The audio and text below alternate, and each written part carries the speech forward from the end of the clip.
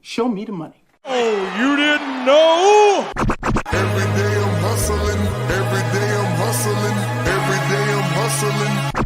Put my shoes on, you wouldn't last a mile. Summertime, wintertime, I'm on the grind. Yeah, I got the ring, I'm the champ, I'm the genie of the lamp. This is the gift I was given, so I just live by my hustle.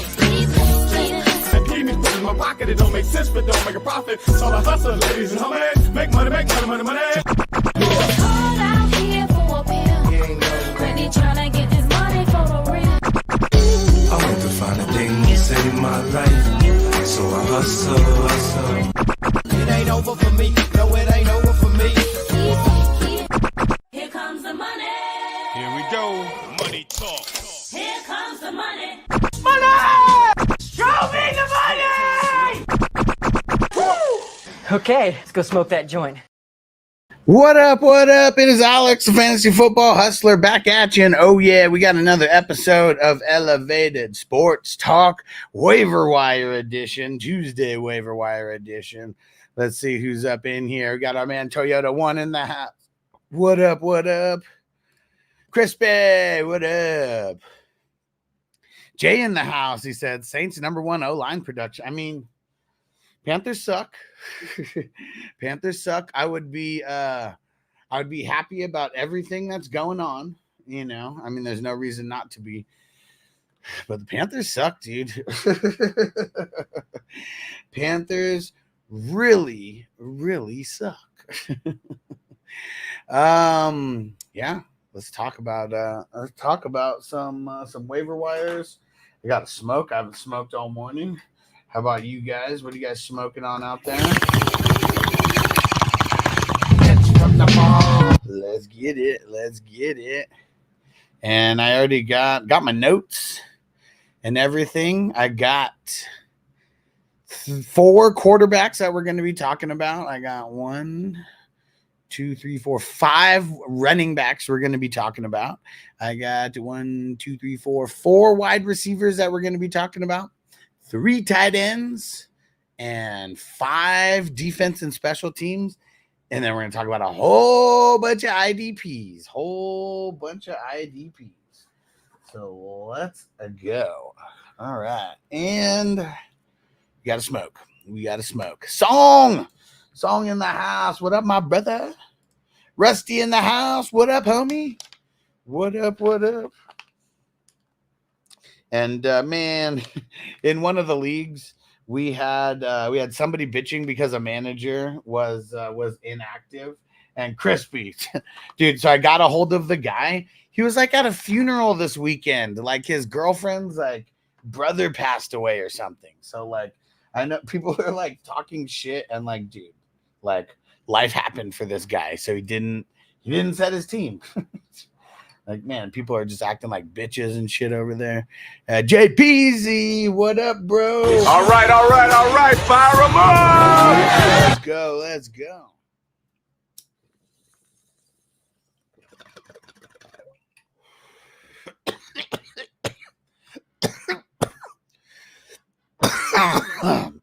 Woo.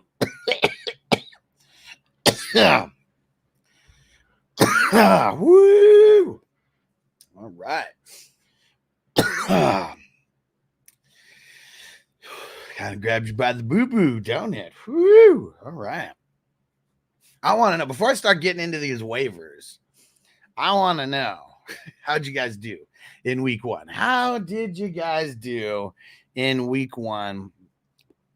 I'm sure a lot of us savages who play in a shitload of leagues, you know, little good, little bad.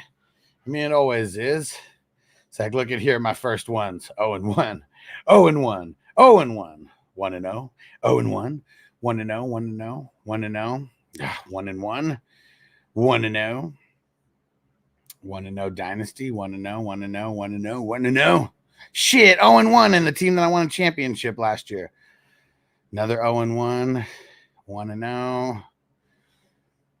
I definitely won more dynasties than I lost, but I took a couple big losses in some of the dynasties that fucking sucked. But I'd say all in all, it's a good week. I mean, I'm alive in the survival pool. You know, that one's tough to survive. A lot of people picked the Bengals, ended up losing. I'm alive in the guillotine league, so we made it to week 2. One of the Debo leagues I lost in, the one with IDP, but the one without IDP, I won. And Z Grisby said, I told motherfuckers we don't know the dude's situation. Like, exactly, man. Like, I doubt that. Like, I mean, I'm live and I'm talking to a dozen people, you know, right now. I'm not gonna put, you know, the info in the chat or whatever, because it really didn't need to be put in there. But like, man, see, like, that's why people need to quit being fucking stupid, man. Like, everybody, and I know this guy specifically, he doesn't play in like 100 leagues, you know, like us. Like, I mean, I'm sure he plays in a few. I know he plays in a few with us, but yeah, man, you never know what the fuck someone is going through, man. Never know what the fuck someone's going through. Literally dealing with a death in the family, man. You know, I mean, I'm sure that I'd be starting my, you know, fixing everything with my lineups and everything, even dealing with something like that. But shit, I was so busy, I didn't even fix my lineups 100%, you know, this week. Caught a loss because of it. What up, Jay? Took one. Jay said I could have done better because the bench went off in those. He said something good about 10 teams out of the 22. But that's getting better. Yeah, let's go.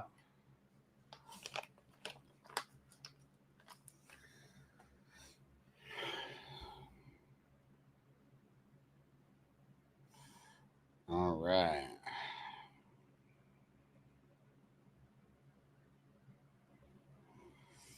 And Tanner, what up? He said, in the elimination league, would you spend Fab on Tank Dell or Drake London or neither? Both. Yeah. I mean, both for sure. Johnny said, not bad. Lost a couple heartbreakers, 13-7 in my paid leagues. Plus survived all the 3 guillotines. Let's go. I mean, those are always ones you don't want to be going out in week 1 in the guillotine. I had to kick the 2. Well, not kick them out, but I had to drop the 2 lowest scores full team. And, you know, it's a little rough, man. It's a little rough. It's a little rough when you got to be the one eliminated in week 1. Derek, salute. What's going on, my brother? Everybody hit that like button wherever you are. Yeah, it's got the craziest hiccups right now.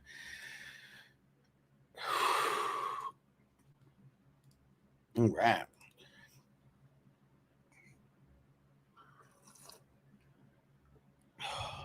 Dude, these damn hiccups out of nowhere, man. What the hell? All right.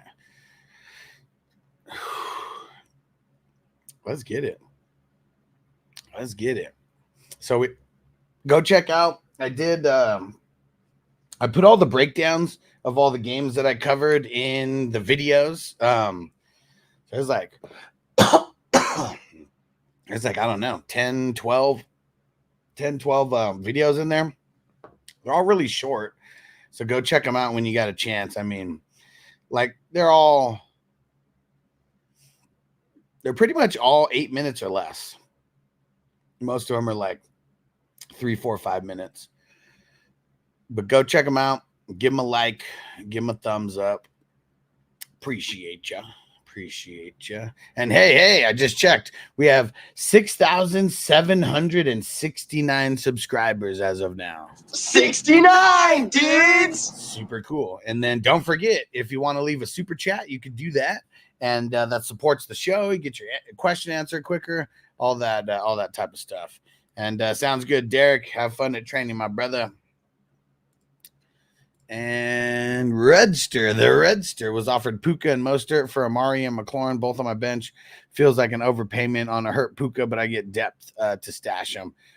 I mean, I guess we just don't know how. I mean, I know it's a PCL, strain. It's not like he tore his ACL. And I mean, I don't know. He went on IR. So, I mean, I don't know how long he's really going to be back. How long until he gets back. I don't know, man. I don't like buying players like the first week that they die, I'd rather wait a couple weeks. He's not coming back for weeks. Big Bando, what up, homie? Corey, what up, Corey? Shout out to the homie Corey. And Jay said, so how do the survivors work? You lose, you're out. Yeah, if you lose in the survivor, it's a one and done. It's a one and done. Yep. So I know that there's a bunch of people who chose the Bengals who went out week 1. So it sucks. It's tough sledding. I chose the Seahawks, man. I was nervous for the first half of that game for sure. And what up, strangers? Said I hope my assessment of Burton and Chase helped. Chase did play 40 snaps and Burton had 4. I mean, shit, you saved anybody who asked about Burton because you asked about him. I said, do not start him because there's a bunch of people who were potentially going to start him. I mean, Irwin sucked. I mean, really, it should have been starting nobody on the Bengals. You know, I mean, Zach Moss and Chase did okay. But yeah, it's a bad game all around for the Bengals. And this is why, I mean, we hate preseason because we don't want guys to get hurt.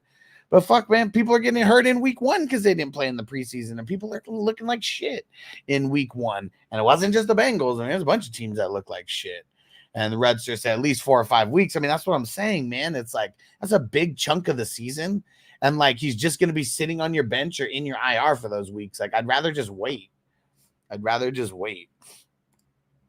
King DLBC, what up, homie? What up? All right. Hey, hope everything goes good at the doctors, Jay. And Big Bando said trade Mahomes and Wilson. I traded Mahomes and Wilson this morning for Daniels, Jacobs, and Tyreek. I mean, it's pretty solid. Definitely an overreaction to what's going on, though. As Stranger said, week 1 wildness. I mean, it's always wild, but now with no preseason, you know, we get this a lot of weird shit happening. Crispy said it started the Saints. Smart man. You're talking about the survivor, right? Hollywood, always up to no good. What up, Hollywood? Sing about Hollywood. I haven't gotten into the waivers yet, but I got all my notes. And everything. So for everyone who's hanging around, who just wants a little sneak peek into the waivers, we got 4 QBs. We got 5 RBs. I got 4 wide receivers. I got 3 tight ends, and I got 5 team defenses that I feel very, very confident in this week that you could pick up any of these 5 teams available and start with confidence. So we got a bunch of stuff. We got a bunch of stuff to cover for sure. And actually, maybe before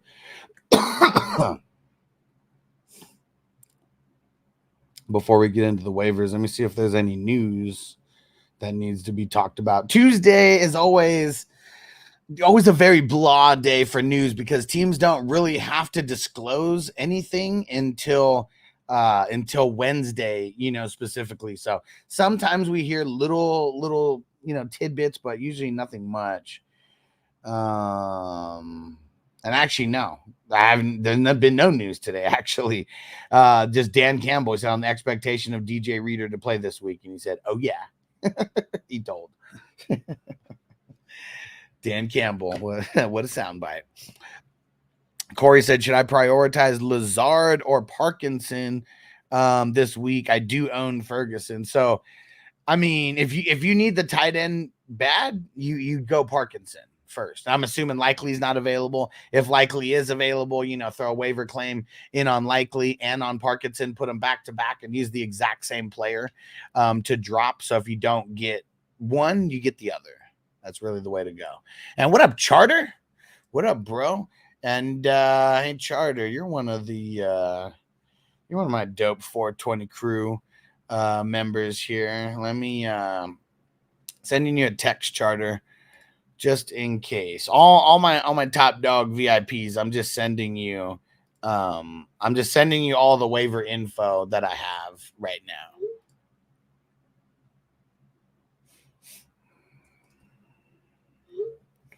All right. Smoke another bowl or two. And for everyone who's new, not new to the channel, but new to just coming in, anyone who just came in here, let me know how your week 1 went. I'm always curious how the crew's doing. I fucked up. I made a managerial decision that cost me a game, and I'm upset about it.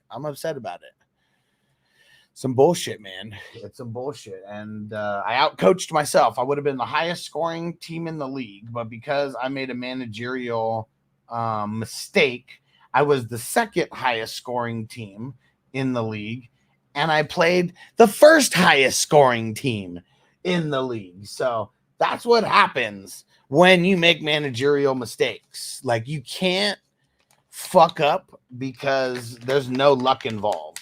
Like, I could have played any of the other 10 teams, but I happened to play the highest scoring team on the one league that I really fucked up on and totally forgot to put my super flex quarterback in. I cannot fucking believe it.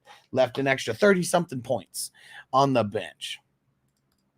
And Big Bando said waivers in my league aren't really all that. It said everybody already rostered except people like Robinson, Dortch, Lazard. For sure. I mean, you know, like even like Dortch, for example. Like, let me see how much Dortch is even rostered in.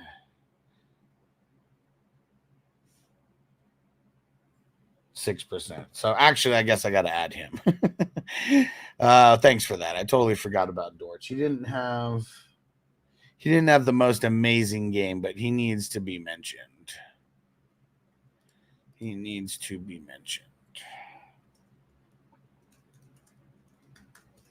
So thanks for that. So now I got 5 wide receivers to talk about.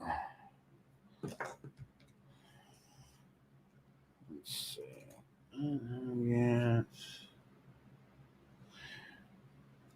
Yeah, it's not even like it was a crazy game. It's just really about being ready for the future.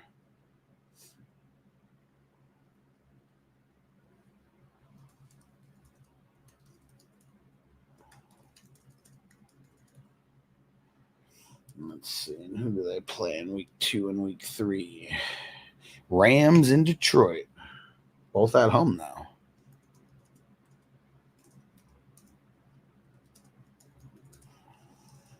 Week 3 versus the Lions. All right. There we go. Thanks for the reminder on Greg Dortch. Forgot about him. For the deeper leagues, you know, of course. Dang it, I totally didn't put the fucking roster percentage on here for the wide receivers. We're going to have to do that right now. Corey said drop Palmer for Lazard. I mean, Lazard is only going to be good when they're going up against really good defenses. I don't think that he's going to be a regular thing. And I don't know what the dealio with fucking with Palmer is. I mean, I know he got hurt, but it was a shit show for the Chargers, just all around. Toyota one ended up with 27 wins and 23 losses in all my leagues. Over 500, man. When you play in this many leagues, you're really just trying to be over 500 for the most part. Because you never know what the hell is going to happen. You really don't.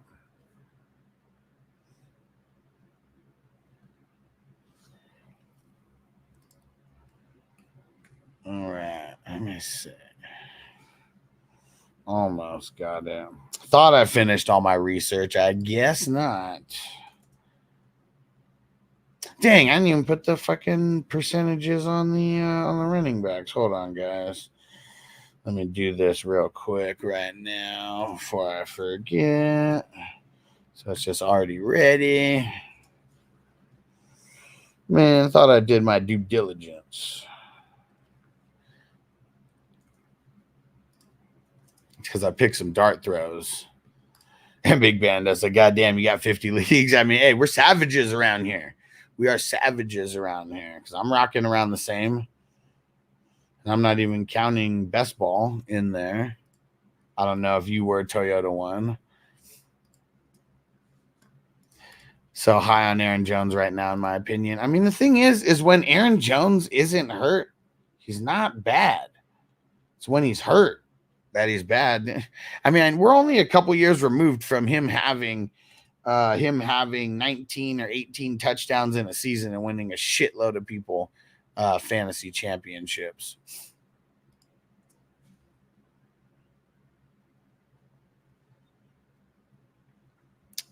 All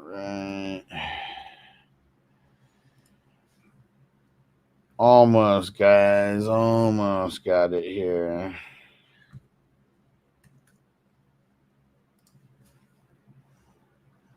Man, the tight end landscape is so trash, dude. So trash. And Johnny said, if I counted best ball, I'd have 50 paid teams, not 20. There you go. Okay, now I have all the roster percentages on it, so we're good. We're good. And Austin in the house. What up, bro? Let's smoke it up, homie. Let's smoke it up. All right. Let's see. Okay. Smoke another bowl.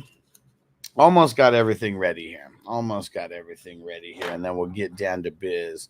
I'm trying to think how I should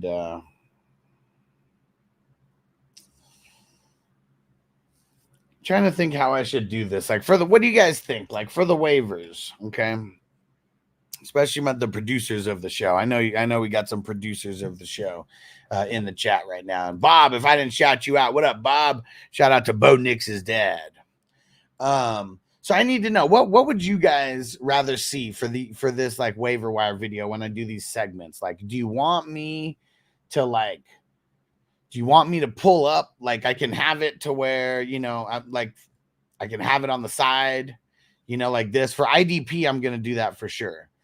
But should I do that for offense, or should I just keep it short and sweet and just like make people's names like pop up across the screen? Or should I like actually have it to where like I have like sleeper pulled up, you know, I click on their name and, you know, we see their stats or whatever. Should I do it where I use the side of the screen like this for offense and I'm showing it like that?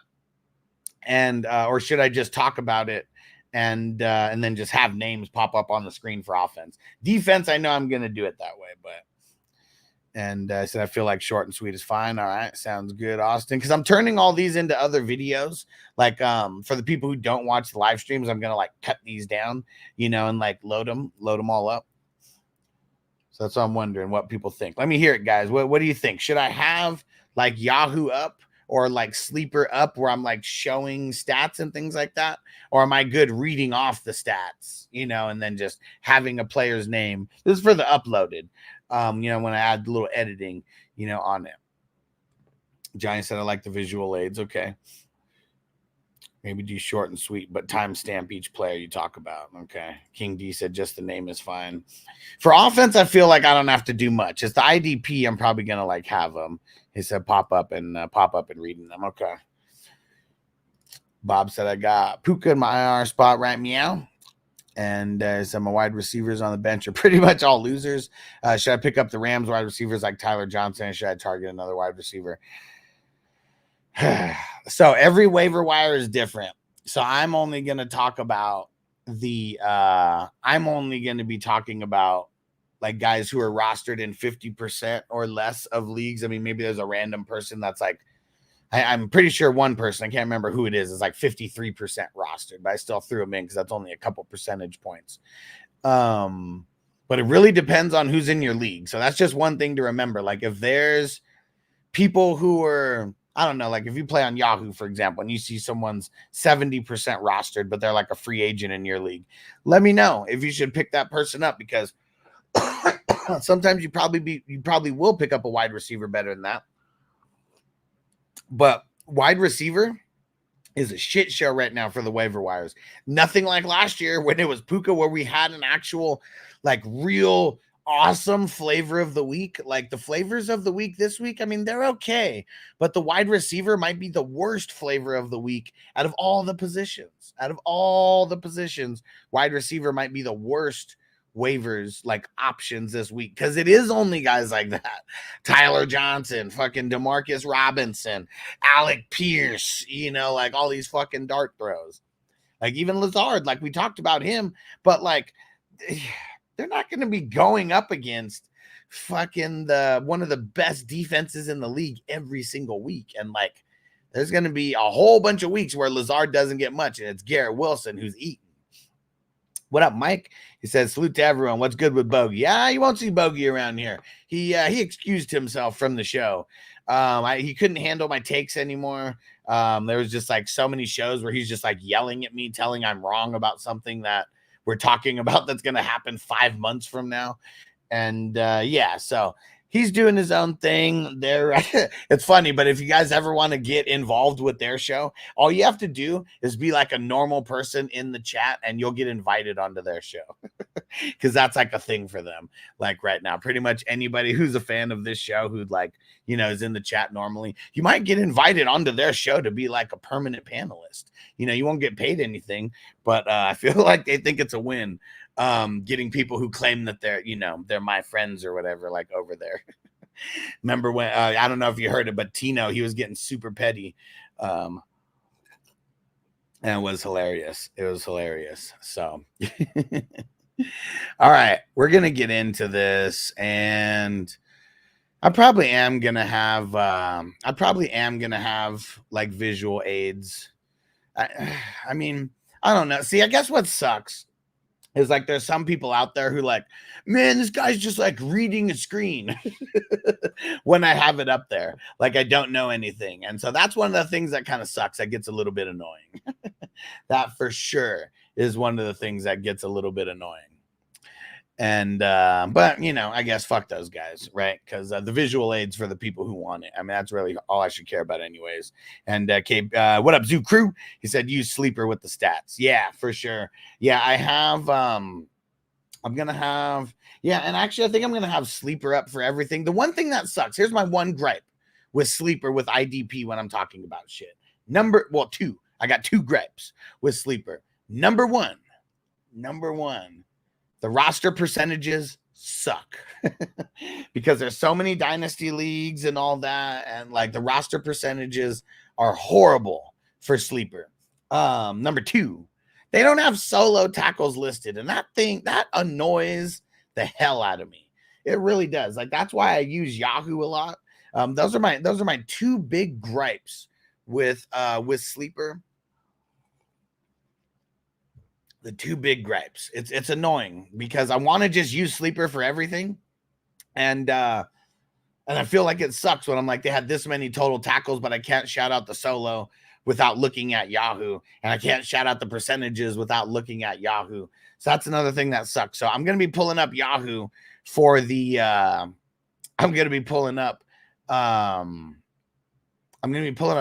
for that reason. But I'll have Sleeper open so I can tell you how many points it is on Sleeper. And more people still play on Yahoo and ESPN than Sleeper, like combined, and NFL, you know. So that's the 3 things that those 3 sites, you know, there's more people playing on that than Sleeper. So I feel like that's why I'm going to use Yahoo for IDP. I'm glad I could talk this out. This is fucking funny. Mike got me with this. He said Bogey's a Kadarius Toney of fantasy football. Man, fuck Tony. Also said, I do got to say Bogey would talk too much. He would never let anyone else get a breath in. Yeah. And seeing like, that's why I like doing the solo. Is because I can, I can control the chat a little bit more. And, you know, like if I need to speed up, I can speed up. I don't have to worry about, you know, anybody else, you know, just with the what's it called? Just the pace of the show or anything. Crispy said the picture in the 420 crew, on the weekly report. Show me, take a picture. And Juggernaut said, y'all were a dynamic duo. If you were here during the offseason, Juggernaut, like it was really like a Skip and Shannon situation where there was just a lot of yelling going on towards me. And like, I thought it was a stick for the longest time. And no, he's like really serious. So he's lost respect for me somewhere along the way, because you'll never hear him yell at anybody else who he does content with except me. So I think it's one of those things, you know, you get too comfortable being around someone, you know, because you do so much content, things like that. And I think that's what it was. It was like he just got too comfortable, like with me specifically, because I don't know why I'm the one doing content with him the most, but I'm the one who like you know, who he'll like talk shit to, like when we're on live. Never do that to Guccini or Spencer the Guru or Peacock. Never. They could say the exact same thing as me. Never react that way. And yeah, man, Austin, you haven't been around for a while, huh? Because he hasn't been around since like before the Super Bowl. And he said he won't come for the real ones who've been down since day one. I mean, shit, he's trying. They think it's because they got Kidda over there, you know, doing content. And so that was like that's when Tino got real petty. He's like, we got some of your lifelong friends doing content with us now. Like, okay. And Zukru said offense and sleeper. That's why you can see the playing time, like snap percentage, stuff like that, more detailed for people. Yeah, but the snap percentages aren't always correct. Like that's one of the things that really sucks about sleeper. There's been times where I've looked at the snap percentage and it's not the same. And so that's one thing that really annoys me about sleeper as well. Yeah, I don't know. And he said, where did he rock with you to the point of like drama inviting you to play college? Well, yeah, I mean, I invited him to play the college football, yeah, and everything. Yeah, bit didn't add up to me. I'm new. So he said, I don't know all the old crew members' backstory with you. Yeah, I mean, it's all good. It doesn't even matter at this point because we got remonetized on YouTube and I had the biggest month that I ever had in August. And I mean, the whole reason why I do this is to help people, to run a business, and live my best life. And so if there's drama going on with like content, like this is the fun part for me. Like the fucking hour that I spent before this when I'm researching all my waivers and writing down all that shit, that's the work part of it. Going and fucking taking one video yesterday and turning it into 16 separate videos, 16 separate thumbnails that I created myself. You know, like that's the work of shit. Like talking in front of the camera and smoking weed, like this is the fun part of my day. And if that part is not fun, and there were so many times that it wasn't fun, that yeah, enough is enough, and it's time for a change. Just like what's his name? Owen Hart says. Raider Jack said solo tackles. Damn, I mean, you got to be on the solo tackles. Like solo tackles is the most important stat for the IDP leagues that we play in. That's for sure. And he said, I remember the show ending during the okay time, so I understand the departure. Yeah, and I never kicked him out. I think he knew that things were going to change because I told him that things were going to change. And like when he heard that, he started acting differently. So, you know, it's one of those self-sabotaging, you know, type things. And Zukru, maybe the players you're going over. And before the show, get the Yahoo stats written down the way you don't have to refer to Yahoo in the show. Well, see, the thing is like there's so many waiver wire guys that we're going to be talking about for IDP. It'd be way too much to write down. That's really what it is. And it's only QB hits that sleeper doesn't show. That's really it. And if anybody wants to know percentages, you know, shit like that, I can easily go look it up because I have the website up where I have all the what's it called, all the correct percentages for every single player, snap percentages, offense and defense. One of the ones that I was really surprised about was Alan Lazard played 100% of snaps. So that is why, I mean, he's a really good blocker, you know, like that's one of his things. That was one of his things for sure. But yeah, Zucker, I want to figure this out. And that's what sucks is like there's no perfect fantasy football platform. Like that's one of the things that just really sucks is what it is. There's no perfect fantasy football platform. And I'm going to keep throwing it out there and throwing it out there and throwing it out there. If any of you guys know some rich guy who loves fantasy football and wants to create the best fantasy football app that has ever been invented, and he's got like 10 or 20 mil to go, we could build it. It'll be like the best thing ever. It'll be the best thing ever because you guys know how I am as fucking knowing every little piece about all these apps and everything. I know the good about every app and I know the bad about every app. And I want to take the good from every single app and eliminate the bad from every single app. And so if anybody knows any rich people out there, anybody knows any rich people out there who are into fantasy football, let's do it. Let's do it. Oh, crispy. Oh man, that looks pretty tight though. Which one is that from? Is that your profile picture, or did you or is that your specific picture in just in that league? And fuck, dude, Crispy scored 439 points in one of these best ball leagues. Like, man, whoo, man, what a score! What a score! Yeah, I was getting annoyed with him always having to go into the matrix. Yeah, and it's because he would use his phone and not a computer. See, that's like another thing. So, I mean, I could go down the list of the things that I asked him about that never happened. And Rock Out, can you make sense of this trade? AR5 and Ford and McBride for Hall, Allen, Justice Hill. The Hall owner needs a QB. I don't know about giving up McBride. I mean, see, the thing is like when I look at that in like just the context of it, I mean, you got a QB, you got a running back, and you got a tight end on one, and then you got a better running back on one, a better QB on one, and then a way worse running back, on one. So I don't necessarily understand why giving up McBride, but like, I mean, I'm assuming Josh Allen, right? Like, I mean, it's not Keenan Allen, is it? Because you said especially because he needs a QB. Yeah, I don't know. I mean, it's, like a trade like this doesn't make much sense to me. Like, I really wouldn't make like a trade like this. I would kind of like stop people from making trades like this. But yeah, you just look at it. If the guy getting Hall and Allen, giving up McBride and Anthony Richardson, like, I mean, some upgrades. Oh shit, that was League 9. That wasn't best ball. Damn. Says Sundays are always dope with you, Huss. Always time to get smoked. About time to get smoking again. Let's go. Fall weather brings out the Mary Jane in me. I like it. Smoke weed every day.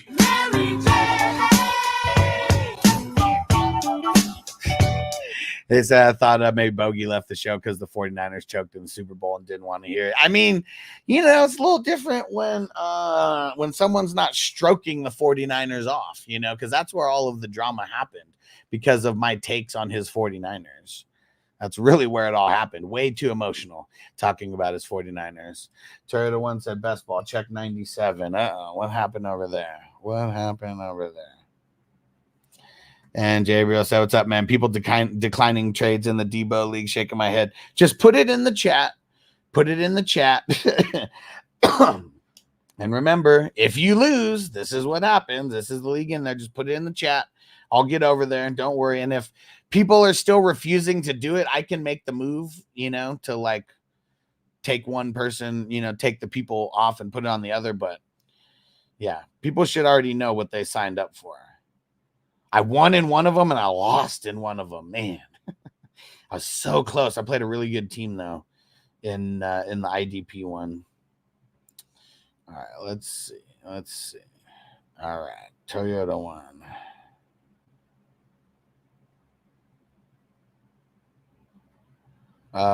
What am I checking over here? Toyota 1. The message from Watson. He put one. The reason why I didn't answer this one is because he put the exact same like question in another league, so I answered it there. So that's the reason why I didn't. Oh, your score. Oh shit. Let me see. What's your score over there? Oh shit. 461, motherfucker. Lamar Jackson, Barkley, Brian Robinson, Jameson Williams, Chris Godwin, Isaiah Likely, Nico Collins, Stephon Diggs, Tyler Lockett, Derek Carr, Julian Love, Robert Spillane, Devin Lloyd, Buda Baker. No, Trayvon Walker had a game. Damn it. And dude, man, hats off, bro. Woo, hats off, man. I mean, I know some things changed a little bit, like this year in the best ball. I don't remember if I've ever seen a score in above 450. Like, I don't know. I didn't check every single score from every single, week, like ever. But As of right now, I could say that's the highest score that I've ever saw with my eyes in this best ball tournament. Whoo, good shit, bro. Good shit. 460. Hold on. Not even going to round it off. 461.33. Fuck. Fuck, man. Whoo. Good shit. Toyota won. Man. Whoo. And Jake said, should we be worried about Kincaid? Seems like it's going to be Allen and the Cook show. We should be worried about Kincaid for sure. I mean, Kincaid was one of the guys on my do not draft list this year. And it wasn't just because, it wasn't like everything added up. You know, Diggs is leaving, Gabe Davis, yada, yada, yada, yada. But the person who didn't leave was Dawson Knox. And they had paid Dawson Knox. And he blocks more than Kincaid.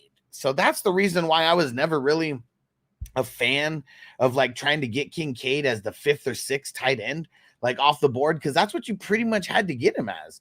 Like shit, right after Andrews, who big flop. That's why I'm so like, for me, it was the top 3 tight ends, but then I put Kittle there. Like I put Kittle even above McBride. Maybe that was wrong, but I put Kittle above the Mark Andrews of the world, above the Kincaid of the world. And I would be very worried about Kincaid right now.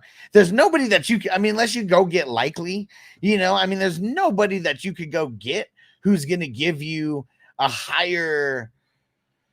better chance of winning in your tight end spot, than Kincaid. But that's what sucks about the tight end position. So I would still be trying to make moves, and I wouldn't drop Kincaid, but this is not what we wanted to see in week 1. Everything from the Bills was kind of suspect. And it's not even like the Cardinals have like a really good, core of linebackers. I know I guess they do got some good safeties. So if they had the safeties, covering Kincaid, and that's why he was blanketed, maybe I could understand that. I didn't watch that game. I didn't watch every snap of that game or anything. Every time the Bills had the ball, it was like Kincaid was nowhere to be found. And let's go see the snaps on him, because that'll be actually pretty interesting. Shit, Kincaid played 84% of the snaps. So maybe the teams were just accounting for him a little bit more. 84% of the snaps, though. I really feel like I'm not going to super panic about that, especially when everybody kind of sucked target-wise. Keon Coleman, he got 5 targets. Besides that, 3 was the most. And it was Cook, Shakira, and that was it, who got 3 targets. And then there was 1, 2, 3, 4, 5 people who had 2 targets each. So I wouldn't fully panic on Kincaid. How about that? I wouldn't fully panic. And Juggernaut said, who should I grab off waivers? Ottencraft, Conquo. Fuck, none of these guys. None of these guys. Get Parkinson, dude. Get Parkinson. I'm assuming Likely is not available. I'm assuming Likely isn't that good of a shot for most people. That's why they might not even mention him. But Likely and Parkinson. Those are the 2, man. Those are the 2. Fuck all the other ones. The other ones are hella fluky and lucky. Likely and Parkinson are the only guys who could potentially get over 5 targets a game.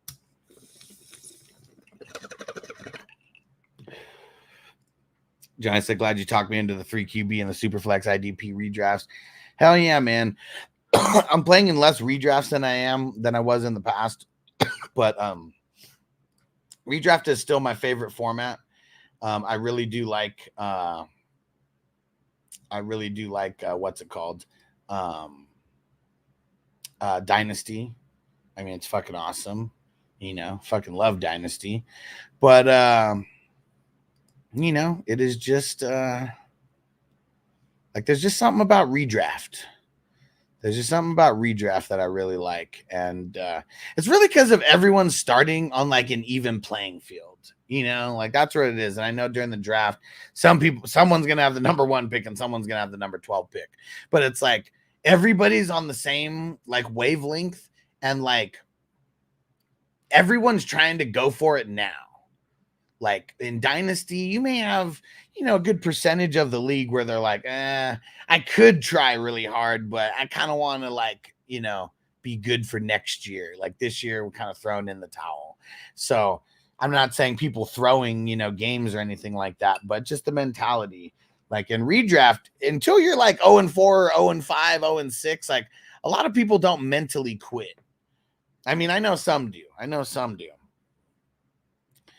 And trade Jameson Williams now, I think so. I think that was a real big outlier of the season. I know guys like our man Derek fucking love JMO and think that he's like, I don't know.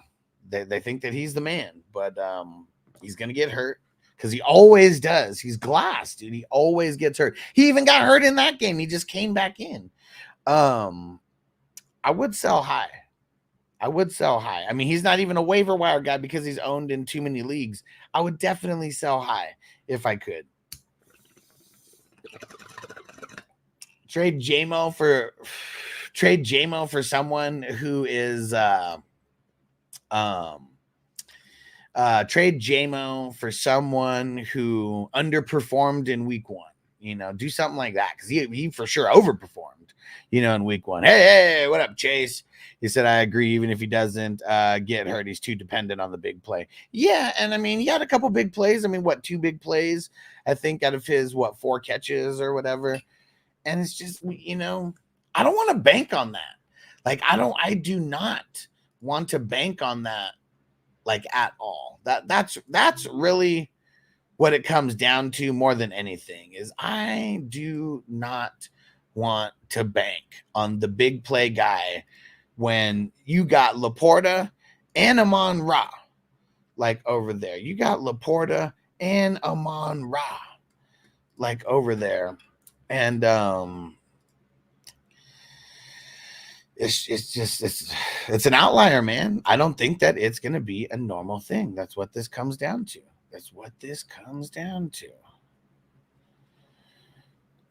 Man, someone just sent me a file, and I don't know why this is not fucking... Like, why is this not letting me upload to Canva? What the hell, dude? Sorry, guys. I just got a graphic that I'd been waiting on for a while, and I'm trying to upload it to Canva. And it says, don't worry, it's a problem on our end, but the shit's annoying because I just want it uploaded right now. All right. Hey, Justin. What up, homie? What up, bro? And Russ said, biggest thing to remember, it's only week 1. For sure. Players are going to shit the bed. Yeah, don't let, there's a couple, I got mad at myself for, messing up, my managerial duties and kind of, fucking things up like myself. But, things are going to work out.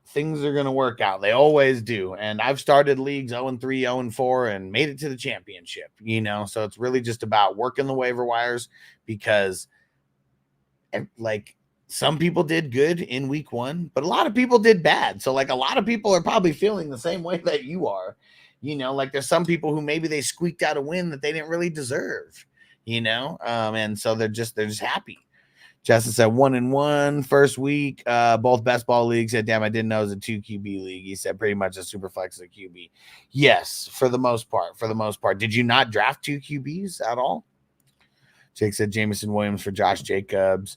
Maybe throwing Aaron Jones. I just feel like Jones is going to get hurt. He's splitting carries with Chandler. I mean, splitting carries? Let's see. I mean, Aaron Jones got 55% of the work. 55! Well, not 55% of the work, 55% of the snaps. And let's see. I mean, I guess the thing to remember, everybody splits carries with everybody, But yeah, Aaron Jones, 14 carries. I mean, I'm just saying, man, Ty Chandler had 8 carries for 17 yards. Aaron Jones had 14 carries for 94 yards. So, a little bit of logic has to also come in play when, all touches aren't good touches. They really aren't. Justin said, nope, I got 1 in a million IDPs. Oh, man.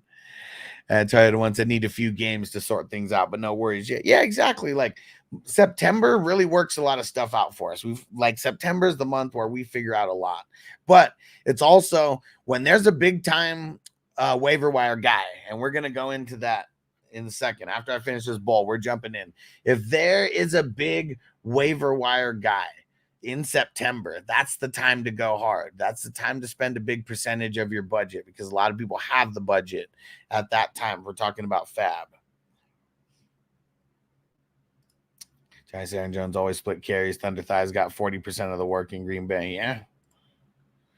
Jake said I won 116.6 to 117.3. I had Kincaid and Scary Terry starting. Whew.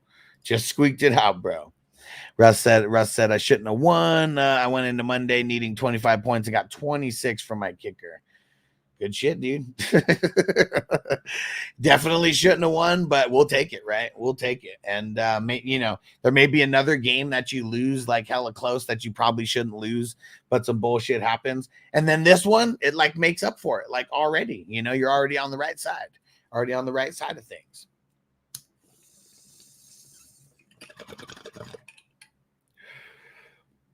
And Toyota One said, waivers for sure. Live and die on them. Definitely. Definitely. All right. Now, let me pull up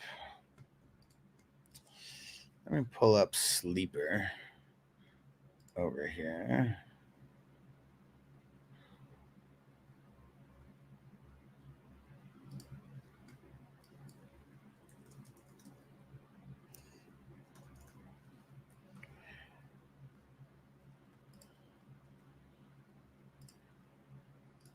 All right. And actually, since we're going to use Sleeper over here, I might as well put the 420 crew logo and stuff over here just so it's showing up. Baker, what do you think about the trade and the Battle of the Brands? Didn't even know there was one there. Let me go look at it real quick. Let's go see. Man, I'm still pissed about Crispy beating me fucking by 1.5 points. I think you won this trade. Crazily, Bakes, because I would much rather have Keon Coleman than a Dunze.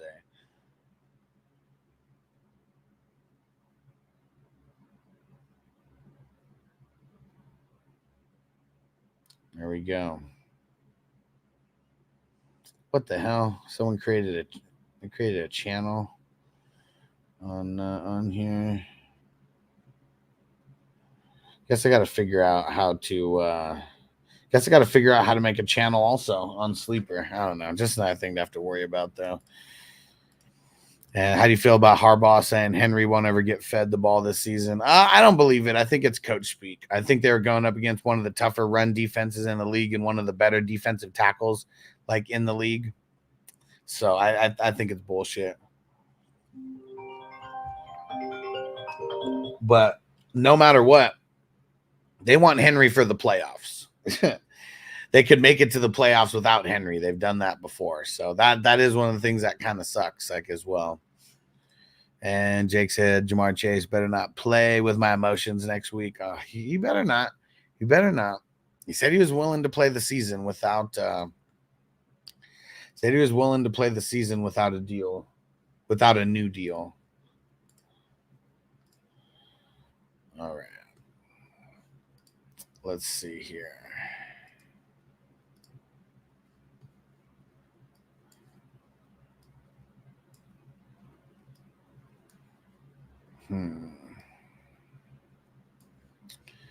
Well, okay. Probably gonna have to do this so we get more players in the mix here. Okay. And maybe I'll just keep this in the background until I bring up the player, and then I just pull them up on the screen. It could be a thing. Let me see what the defense looks like over here.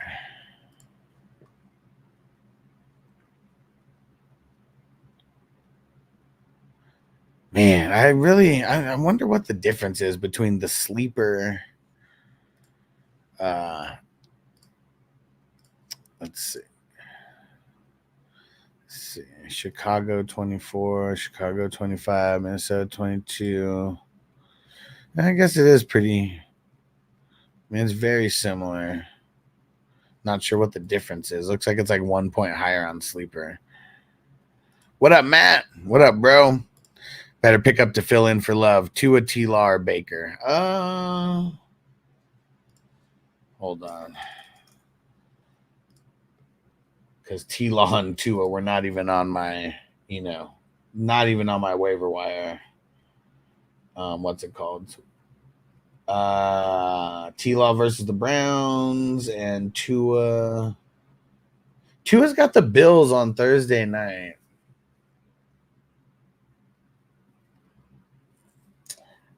I'm taking Tua versus the Bills. I mean, look at what Kyler did out there. It's a short week, and the Bills are going to be the ones traveling. I'd pick up Tua. I'd pick up Tua and start him on Thursday night.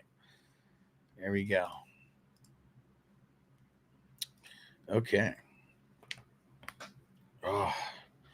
All right. You know what? Let me go refill my water really quick. And then we're going to kick off all the waiver wire stuff.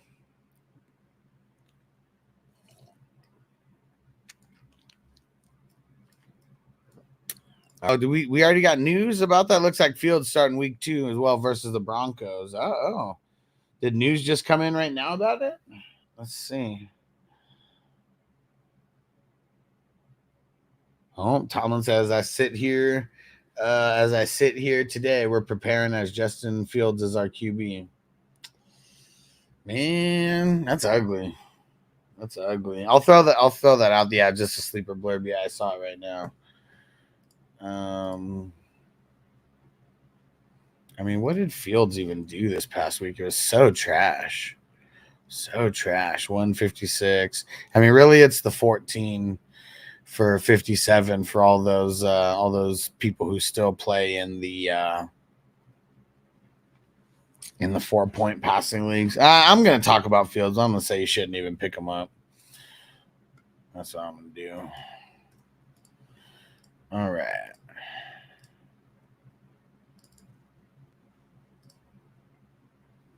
Very short and sweet. Very short and sweet here.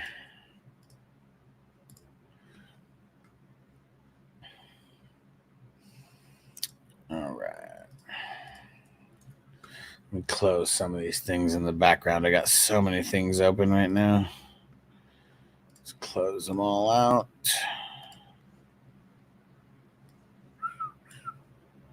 Okay.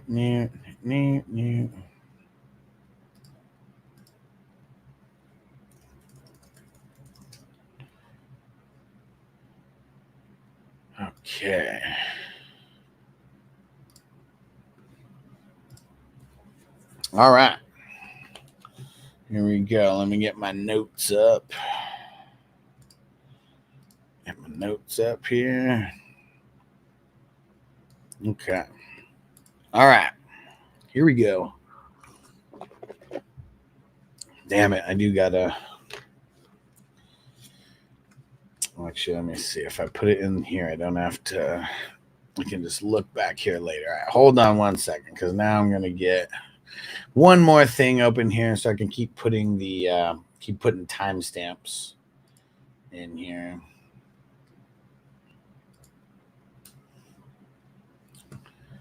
All right.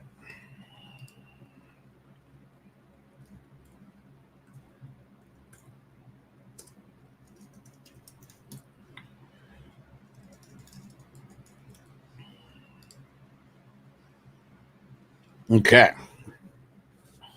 Here we go.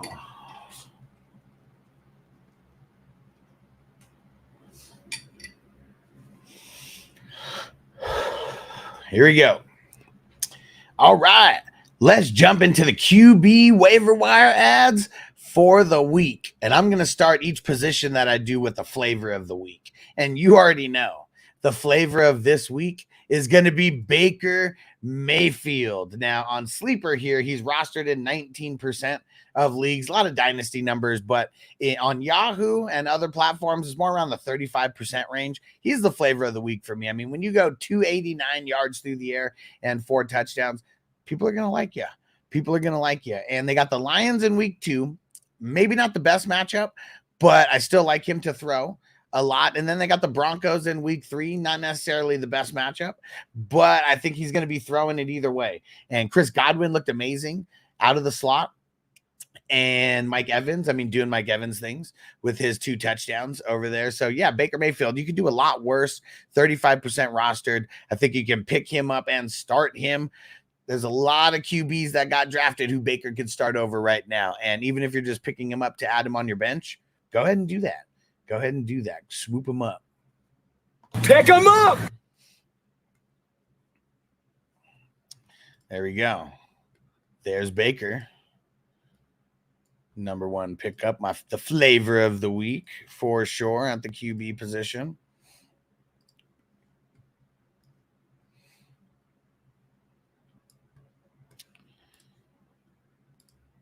And here we go. I got 3 quarterbacks that I'm picking up with confidence this week. Baker Mayfield was one of them. He's the one I'm the most confident in. But the guy who I'm second most confident in, Derek Carr, people are hating on him a lot. And it shows here 42% rostered on Sleeper. It's a lot of dynasty. But I go to Yahoo for my redraft percentages, and he's only 10% rostered in redraft leagues on Yahoo. So he's very, very available. 3 touchdowns, very, very efficient with the passes as well. He's not going to be playing the Panthers every week. So that is one thing that sucks because he is going up against the Cowboys, and the Cowboys D looked very nice this past week, but I'd still start him. They're going to be throwing it a lot. If they're down at all, that just means he's going to be throwing it even more. So we do like that because it could be some garbage time. And then week 3, they got the Eagles. Not the best matchup, but you would assume for a game like that, a little bit of garbage time at the end. So hopefully you drafted a QB where you don't have to go pick up one of these guys. But if you do, you could do a lot worse than Derek Carr. That's for sure. All right. And not looking to start him anywhere, but I'm glad to have him as my 4th QB in the 3 QB league. Bro, I got Derek Carr as my 4th QB in a 3 QB league as well. And I could have sold him for like a somewhat shitty price. Like right before the season, I could have upgraded like one of my flex spots, but I didn't want to do that. I knew that he was going to have more value, especially in that 3 QB league. So I held on, and value skyrocketed now. Value has skyrocketed now. All right, here we go. Let's continue.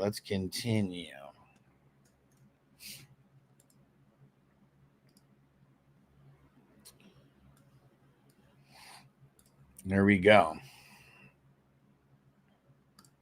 I got one other QB that I would pick up with confidence, and a lot of it is because of the cast around him, not necessarily because of him, but it's Geno Smith.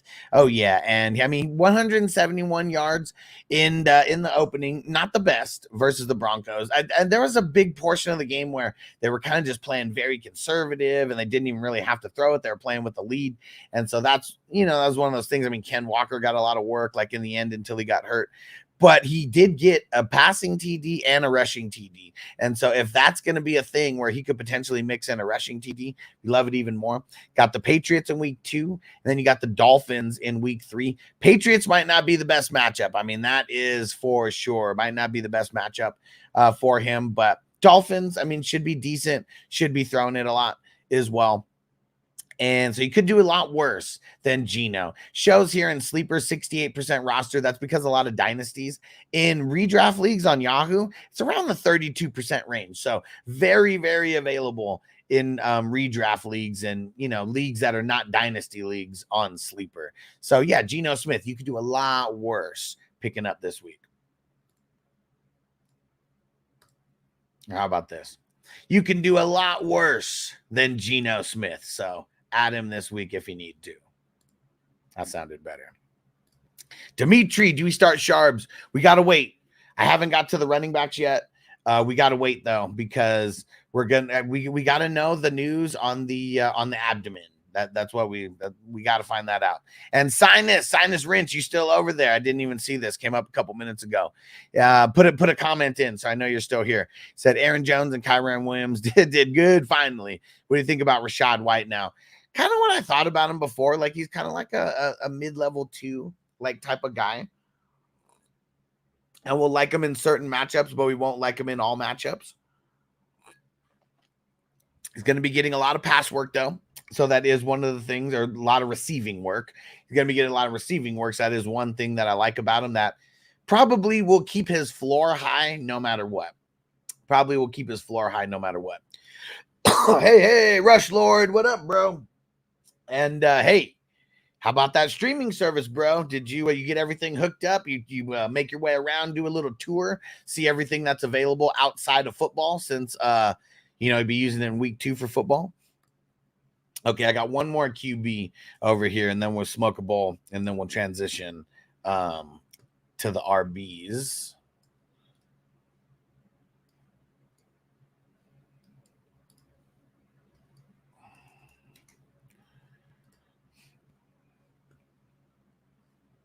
Okay. Here we go. Now, on a lot of these waiver wire sections, I'm going to throw the dart throws in there. Guys who are rostered in a little bit less of leagues. Sam Darnold, you see here, he's only rostered in 3% of sleeper leagues. That's pretty bad, even for dynasty leagues. But those single QB leagues, you wouldn't be going down as far as Darnold. In redraft leagues, he's about 10% rostered, and not a good matchup in week 2, going up against the 49ers. I mean, really bad matchup, to be specific. But you could do a lot worse than him moving down the road. And let's say he does go out there and throw for 2 touchdowns against the 49ers. Even if he doesn't have a good outing, yardage wise, his value's still going to rise. And with a guy like Justin Jefferson out there with him to throw to, I mean, it makes his life a lot easier, most of the time. So that's the one thing that I'm going to say about Darnold. I mean, I don't love him. 208 yards. He did have 2 touchdowns in week 1, but he's going up against the Giants, a little bit of a difference between the Giants and the 49ers, caliber of defense. But like I said, you're picking up a guy like Sam Darnold. It's going to be more like a speculative ad for the future. And yeah, shitty game going up against the 49ers. But even if he has a somewhat halfway decent game, he's going to be one of the flavors of the week going into week 3 versus the Texans. Texans have a good defense, but it seems like because their offense and everything, they showed they can give up the big play, and that's who he's got 2 weeks from now. So Sam Darnold, it's a dart throw and someone that you're going to put on your bench and not play this week, but more of a long-term ad. Darnold Schwarzenegger, there you go. And if it's your first time watching the waiver wire videos with me, hit that subscribe button and click on any one of the videos that's popping up right now, because we got all the other positions. Click it, click it, click it, click it, click it. There we go. QBs in the books. There we go. And all right, let's smoke a bowl. And Rush Lord said, yes, sir. The streaming is mint. Glad to hear it, bro. Glad to hear it. And I know it's I know you haven't been around here, for a super long time, Rush Lord, but I'm telling people it's my goal to get people who know, who use the streaming service to actually go see what else is on there. Because you could literally cancel every app that you have. You could cancel cable. You can cancel all that shit just for this one app. That's $40 a month. You can only use it on one device for $40 a month, but it's only an extra $10 to add additional devices. You can use up to 5 devices. Got to add $40 for that. But even that, $80 to use on 5 different devices, 5 different TVs in your house, a combination of 5 TVs in your house, a computer, a phone, all those kind of things. And Josh said, Darnold or Minshew on my bench for the stash. Dude, so the reason why I didn't mention Minshew this week, I guess I probably could. He just had, you know what? I am going to mention Minshew, and I'll mix him in, and I'll throw him in because he does deserve to be to be mentioned. He's not rostered like at all, and they have a shit matchup this week versus the Ravens. And I think that's why I didn't put him on there. Let me go see what he's rostered in Yahoo. Yeah, 5%.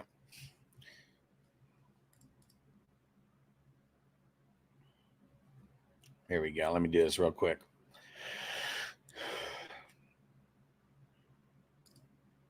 Now, before we get into the last QB for the week, here's another dart throw.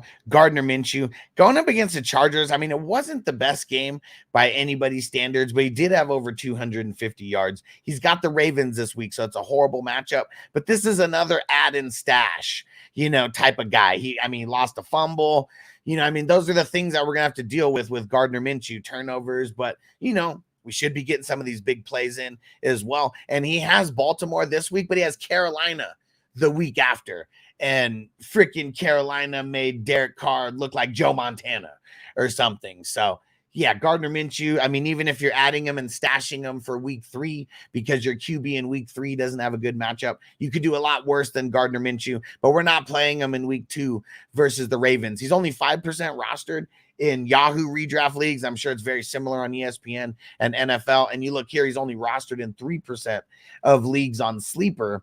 And so, yeah, Gardner Minshew, he's going to be one of those stash dart throw guys. But go ahead and do it. You could do a lot worse than the stash Minshew himself. There we go.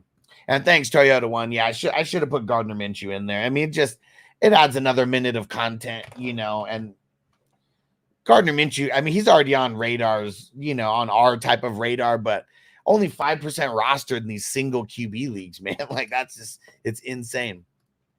Justin says Malik Willis worth picking up. You know what? I'm going to do one more segment right now, and I'm going to say no, don't. But thank you for that. And I'm even going to put him before the dart throw, guys.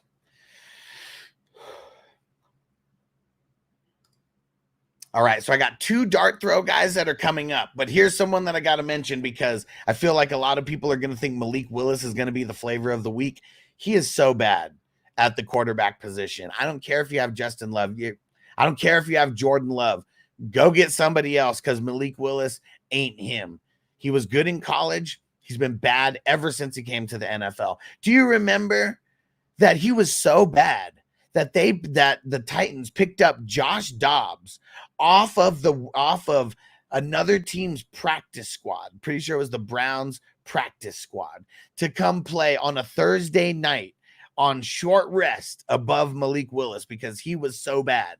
So bad. So don't pick him up.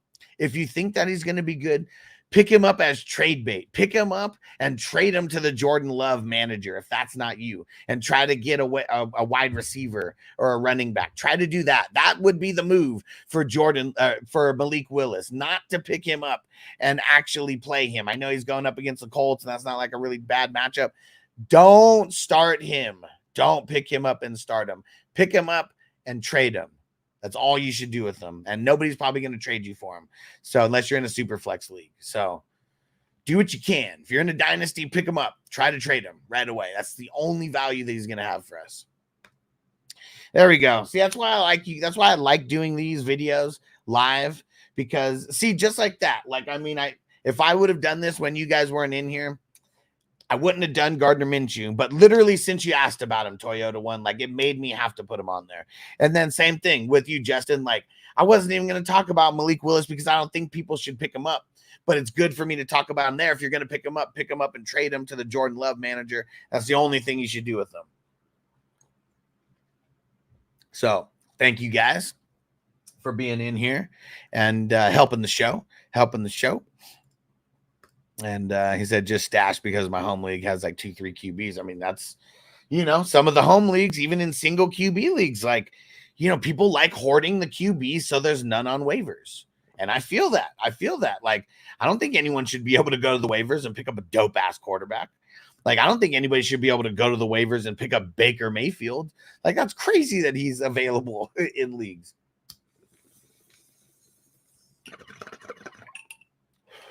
He said that's why I'd be trying to get back up on a bye week, bad matchup type hype. Yeah, for sure. For sure. All right. Moving on to running backs. And what do you guys think? Is this good? I mean, I guess I like it having, you know, just the picture of the one person up versus like having the big list of people that I'm going off of. And what up, Chelsea? Any advice on Curtis Samuel or Yoshivas? They're both on my bench. Yoshivas is probably droppable. Curtis Samuel, I would hold for another week. But if Keon Coleman is the guy, like Curtis Samuel's still dealing with turf toe. Like even though he logged in full practices, he's still dealing with it. Like you could tell. You could tell. And so this may be something where we don't like Curtis Samuel for a few weeks.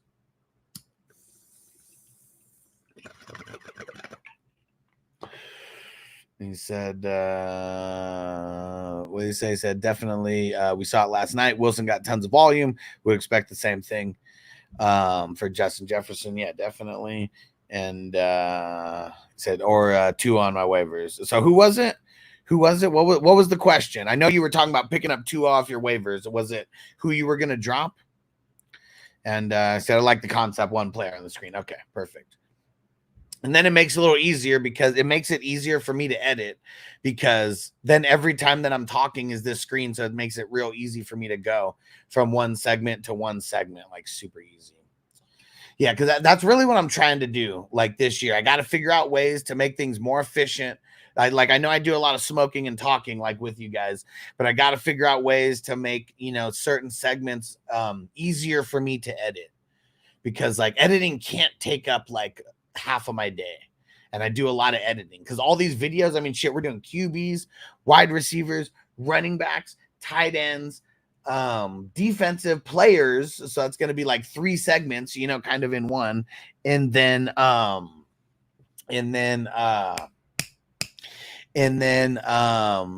defense and special teams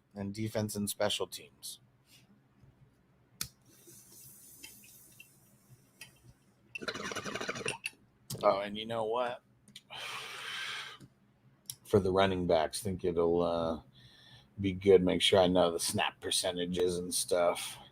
But yeah, I got multiple screens up right now that we're working to do all this. And Chelsea said, thank you. I wanted to pick up Lazard, but have Breece Hall, Wilson too. Not smart. Well, here's the thing. He's the flavor. I'm going to be talking about wide receivers next. I'm going into running backs right now, and I got like 4 running backs or 5 running backs, I think. And then we're going to go into wide receivers, and I got like 4 or 5 wide receivers that I'm talking about. And Allen Lazard is going to be the flavor of the week. We want to grab as many of the flavors of the week as we can because they're trade bait. And that's really what it is. So, yeah, Chelsea, like I'm not saying you want to roster like everybody on the Jets, but Allen Lazard's the flavor of the week. You're probably not going to start all 3 of them, but what if, you know, someone is really hurting for a wide receiver and you had a higher waiver claim than them and you got Allen Lazard and now they want Allen Lazard and they're like, you know, they got a bunch of running backs and you're like, hey, I'll trade you Allen Lazard for one of these running backs. They're like, all right, fine. You know, and like, so that's why you want to pick up these flavors of the week. It's not always necessarily just to play them. I mean, waiver wires, this is like the stocks, you know, we got to really treat the, you know, like, I mean, it sucks to kind of say like, treat these guys like stocks, but their value works like stocks, you know, and Allen Lazard's value is on the up and up like right now. So, you know, that's what you got to be thinking about. It's all the psychology of why we're picking players up. It's not always just to pick up to play. And we're not going to drop really good players to pick up these flavors of the week. That's not what I'm saying. But everybody should have a couple bench spots where you're like, as soon as a waiver wire guy comes up, this guy's off my roster. You know, everybody should have a couple guys like that, at least one or two that you could do that with. And if you have a kicker in your league or a defense or something, drop the kicker, pick up the flavor of the week. Maybe you trade that flavor of the week and maybe you package a 2-for-1 deal, get a better player. You pick up that flavor of the week. Now you have an extra player on your team right now. You trade 2 players for 1, you level up, and then you go pick up your kicker before the games on Sunday or whatever, but a lot of reasons why we pick up, but we pick up people to potentially trade for sure. You want as much value on your bench as you can get, even if you don't have a reason to play that value. We want the more valuable guys there. Russell said, I got 2 defense on my roster. We'll drop 1 to pick up 2. Okay. Yeah, there you go. Do it. He said, I got one guy on my IR, and Jonathan Brooks, right? I'm assuming not Jordan Brooks. And Crispy said maybe Dortch over Thielen because Young is ass. I mean, Dortch was the leader on their squad. I'm going to be talking about him when I get to the wide receivers. And said, yeah, for sure. No one traded last year. Okay. Well, and seeing people trade when they need to. People trade when they need to, not when they want to in redraft. So you got to wait for the right person to be like 0-2, 0-3. They start panicking, and then they trade away a big time player that isn't doing that well. Like at the time, all kinds of things like that can happen. And hey, shout out to Max on IG. What up, homie? Rush Lord said, Hess, I got the number 1 waiver wire. Should I get Dobbins? If I do, I drop from the number 1 to the number 10. Oh yeah. I mean, that's the way it works. Here's my thoughts about the waiver wire. Weeks 1 through 4 or weeks 2 through 4, in September, fuck the waiver. Like use that claim, get these guys, because these are guys that should have been drafted, but we didn't necessarily know what they were going to be, and so we're getting them right now. And like when it gets past September, then I'll probably tell people, hold on to that waiver claim, like save it for a more important person, see if you can get people off of waivers. But right now in September, you burn that waiver to try to get these guys who could be potential league winners. And J.K. Dobbins is a potential league winner, like right now. Like if he ends up outright winning this number 1 spot, like over Gus, him and Gus got very similar touches. Gus had 1 more touch than J.K. Dobbins did. But you know what J.K. Dobbins had more than Gus Edwards? Snaps. J.K. Dobbins played 58% of the snaps. Not something that we like. So, yes, I would burn that number 1 waiver priority on J.K. Dobbins, especially if you need the running back. You need a wide receiver. I don't even know if I would use it on like Alan Lazard or whatever, like unless you knew that you were going to trade him to someone. I'd use it on JK though. Yeah. What up, dope? And Stradla, Karen, should I trade Brees for Amon-Ra? No. You shouldn't be trading a top running back for a top wide receiver. You should be trying to figure out how to get those guys on the same team. Don't trade 1 for 1 like that. Figure out how you can trade Keon Coleman and fucking Rice or Dell. Like trade 2 of those guys for Amon-Ra. Do something like that. Take like the flavors of week 1, take 2 of them, package them up, try to get Amon-Ra. That's how you do it, man. You got to keep tiering up. Trading your top tier guys for top tier guys. I mean, that's nice if you want to go cheer for the other guy. The goal is to get as top heavy as possible throughout this year. That's the goal. And you don't get top heavy by trading away your top heavy players, even if it is for another top heavy player. So that's what you want to do, Doe. Don't trade Brees for Amon-Ra. Figure out how to trade Dell or Rice and fucking Keon Coleman or something like that, like some flavors that hit a little bit, in week 1, because people trade with emotion. And if you offer 2 or 3 players that look really nice and Amon-Ra just had a shitty week, sometimes people will emotionally just hit okay. It happens. And so the guys in my league gave me shit for not having a kicker on my roster. I waited to see, picked him up in the game, and then 4 of them picked him up. It's all strategy for sure, man. For sure. Like, what the fuck do you need a kicker midweek for? Especially if you're going to probably pick up a different kicker anyways. And you won because of it. Is this the league where you picked up the 49ers fucking kicker and won on Monday night? I mean, that's one of the best strategies that you could deploy that's one of the best strategies that you could deploy if you play in a league with kickers. Hey, what up, Andre? Says guy wants to do a chase for Amon Ra. He said swap straight up. Yeah, I mean, people want to do that. Don't do it. Hell yeah, bro. Juggernaut said Olave only had 2 targets. Should I be worried?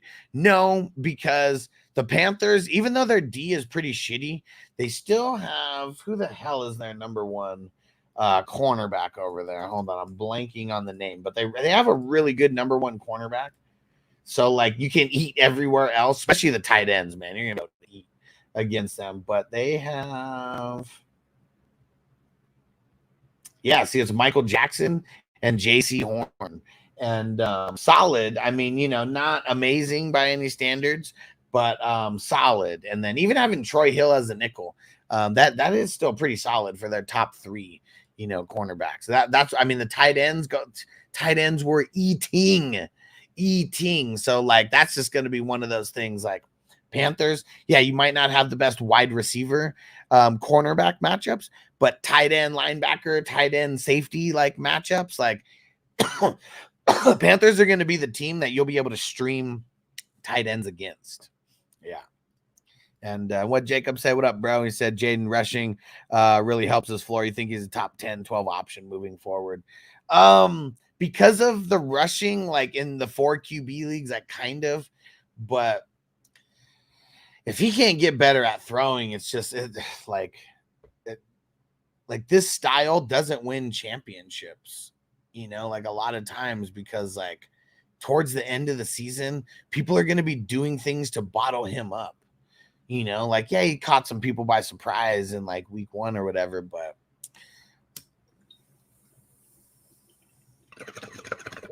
that's the tough thing though.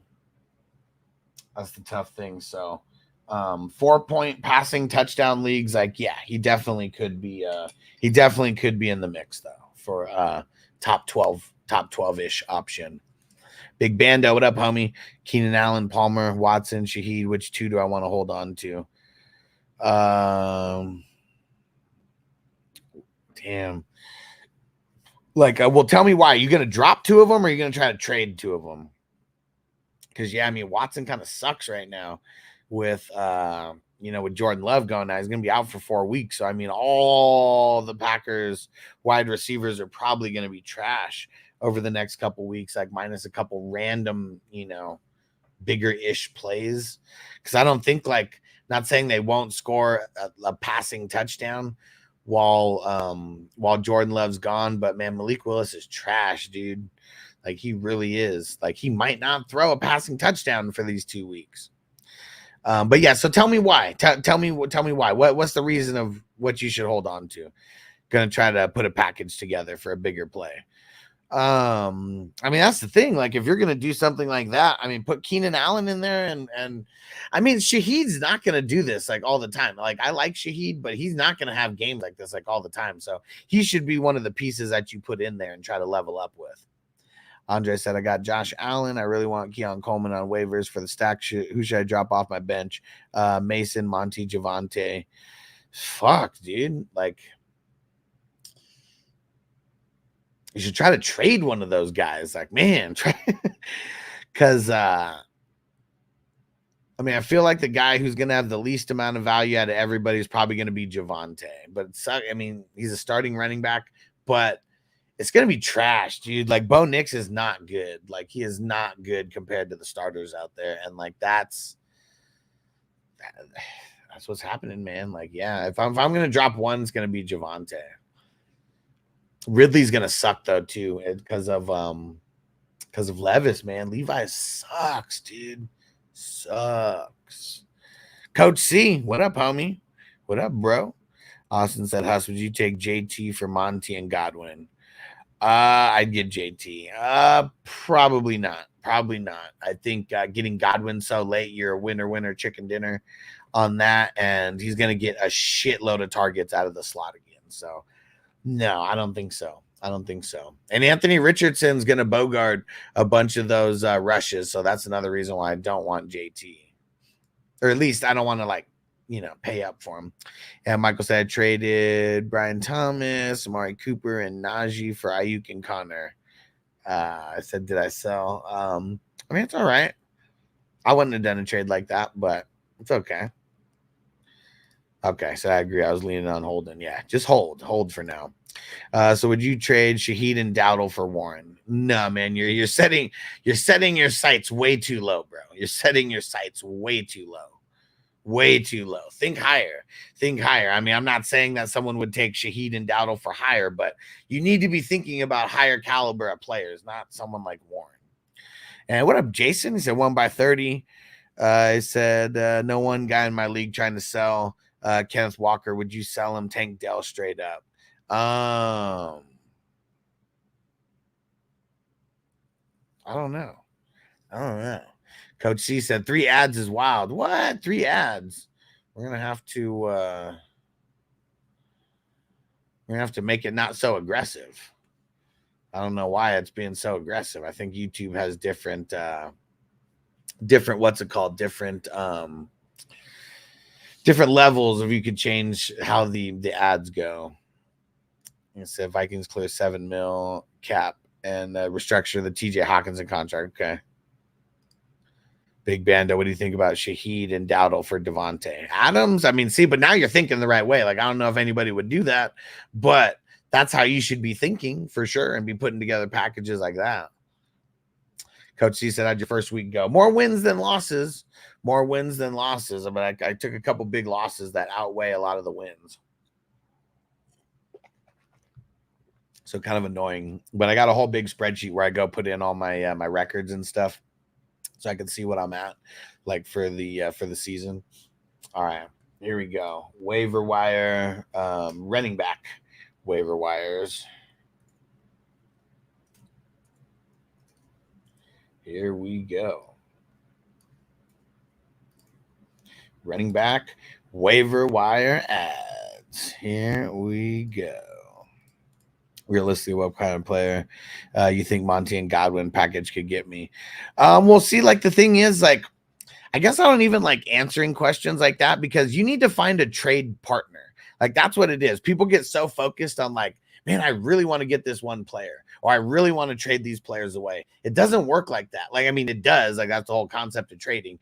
But you have to find the manager that needs something. You have to find that manager. And then the players may change.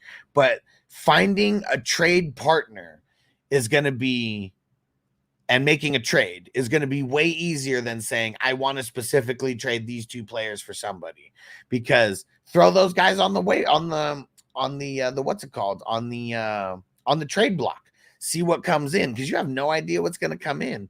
But when you put people on the trade block, like that, a lot of times people think you don't like them. They think you're desperate, whatever. And they send you desperation style trades. So that's why it's a lot better if you go search out the manager that lost this week, not someone who won. Search out someone who lost, and it's because of a couple of their players, really shit the bed. So right now, guys, going to end up with more points. Keenan Allen or Devontae? I mean, probably Devontae. I mean, a little bit of a better QB. The guy I'm trading with. Best players are A-Chain, Collins, and St. Brown's. That help a little. Yeah, those are the only guys that you should want off of his team. And like, maybe you have to throw in a third player to make it happen, but you're going to tear up a lot. Like, that's what it is. So that, that you only want to go after people's like best players, with these trades, like, unless you are desperate for a trade. If you're trading for want right now, you should want the best. If you're trading for need, sometimes you need to lower your expectations to get someone in the flex or whatever.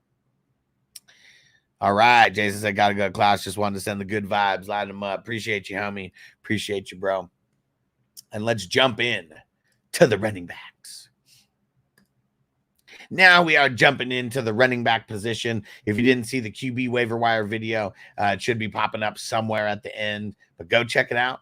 And we got a handful of running backs here to show you, 5 to be specific. And the flavor of the week, of course, is going to be J.K. Dobbins. Like this, he's probably the flavor of the week for every single position in all of fantasy. And I mean, the stats, it was nice. It was nice. I mean, he had 10 rushes for 135 yards. I mean, over 13 yards per carry. Had the big touchdown. It was like a 60-yarder. Three receptions, only 4 yards. But if he's going to get mixed in a couple receptions, you know, that's really nice as well. The one thing that I will say about J.K. Dobbins on why I like him more than Gus Edwards, because Gus Edwards did get one more carry than he did. Way more efficient. I mean, one of them was that 60-yard rushing TD. But how about the snap percentage? He got 58% of the snaps compared to Gus Edwards getting 42% of the snaps. So if that's just a trend of things to come, J.K. Dobbins probably will slowly start getting more and more carries and, you know, targets and separate himself that way in Gus Edwards. So if you got the number one waiver claim, J.K. Dobbins is the guy to pick up. J.K. Dobbins is the guy to pick up. Let me repeat. Even if you're picking him up to trade him or something, this is going to be the one that everybody is going after out of all positions is running back, and J.K. Dobbins is going to be the guy this week. So pick up the flavor of the week if you can. There we go. And Coach C said, when are these dropping? Shit, as soon as I get off this show, I'm editing them and I'm throwing them up. So the people who are here, you know, you get a lot of, you know, you get a little behind the scenes, you get, you know, a little bit of insight, can ask questions like as well. But yeah, they'll be up pretty quick. Harbaugh's going to feed this man all season long. Yeah. Yeah. He's got to keep them both healthy though.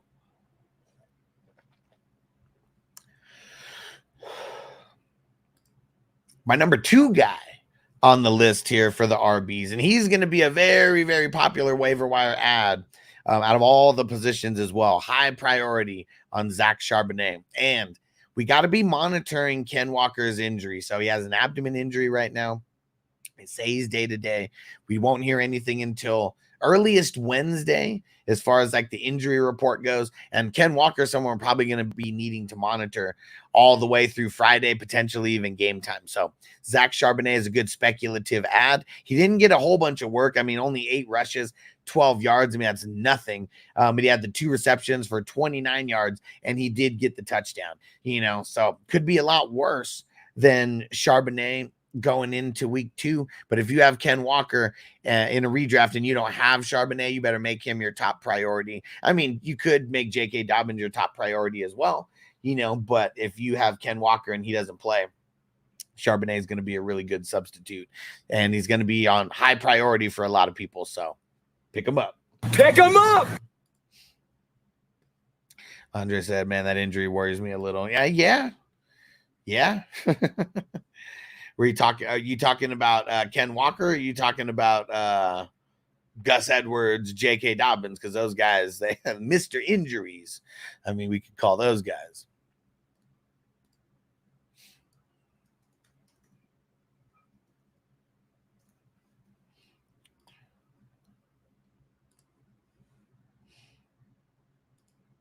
My number 3 running back on the list, I think a lot of people are more hyped on this guy than me, Justice Hill, because he didn't get an insane amount of work, but he was getting a lot of receptions on third down. He ends up with 6 receptions out of his 8 targets, and I mean, 52 yards. So, I mean, it wasn't 11 points, you know, I mean, it's nothing like insane, but I guess just the taking the work aspect from Henry, you know, like that's the reason why a lot of people would want to go pick him up.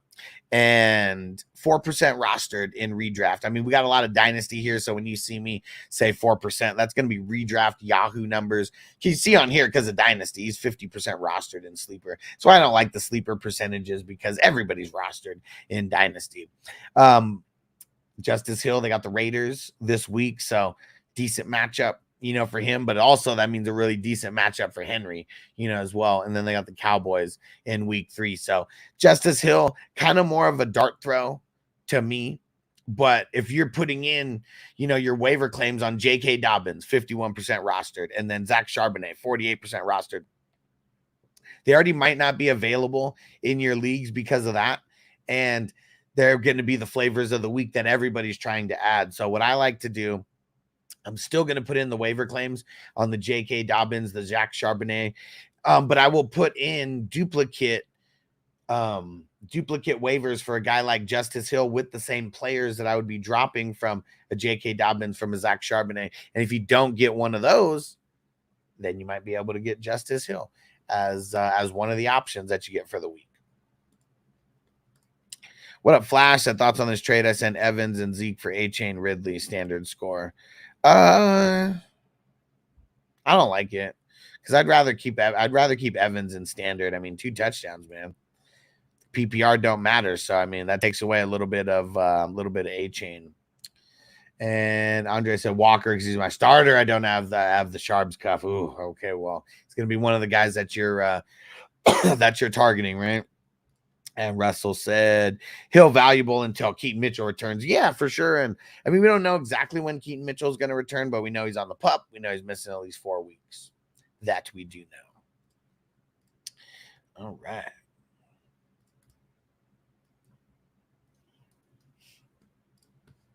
And I need to make sure to pull up the percentages for this one here. Okay.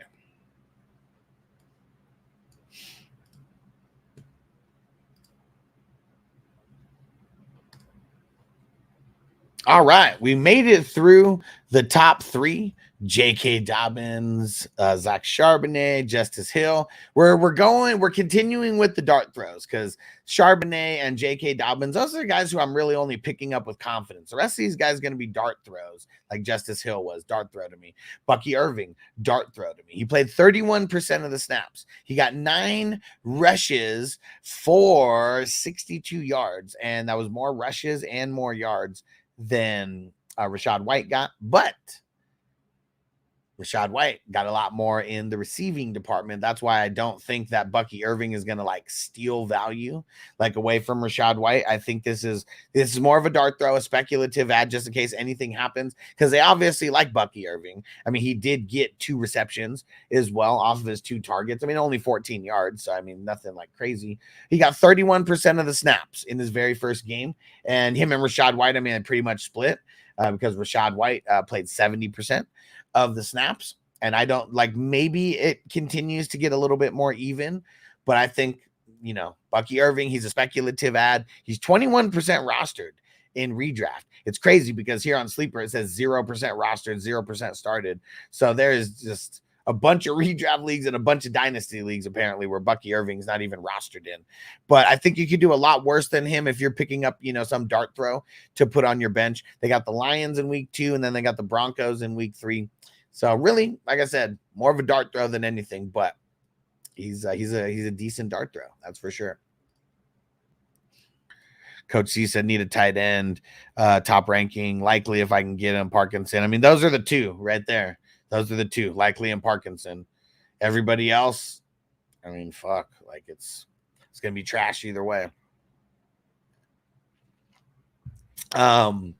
Whoever is the tight end going up against the Panthers, just remember that you need someone to pick up any week. Any week, you need someone to pick up the tight end going up against the Panthers. For sure. Just remember that. Keep that info in your back pocket all year.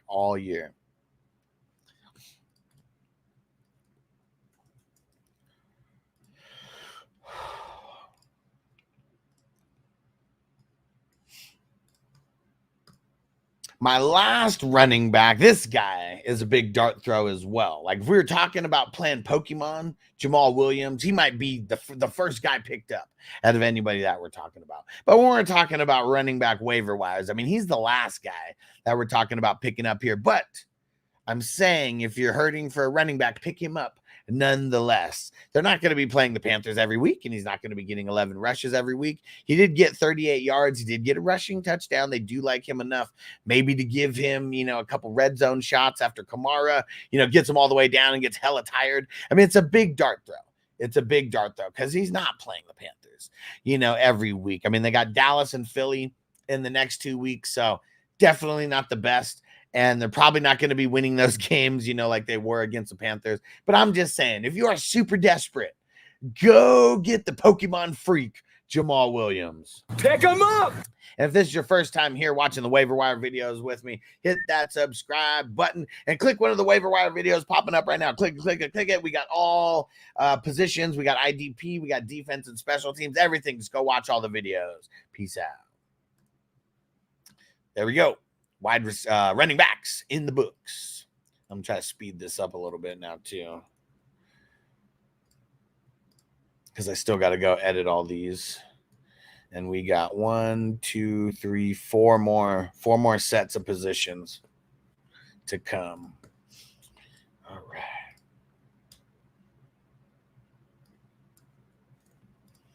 Let's see. What are we at? 152, 15.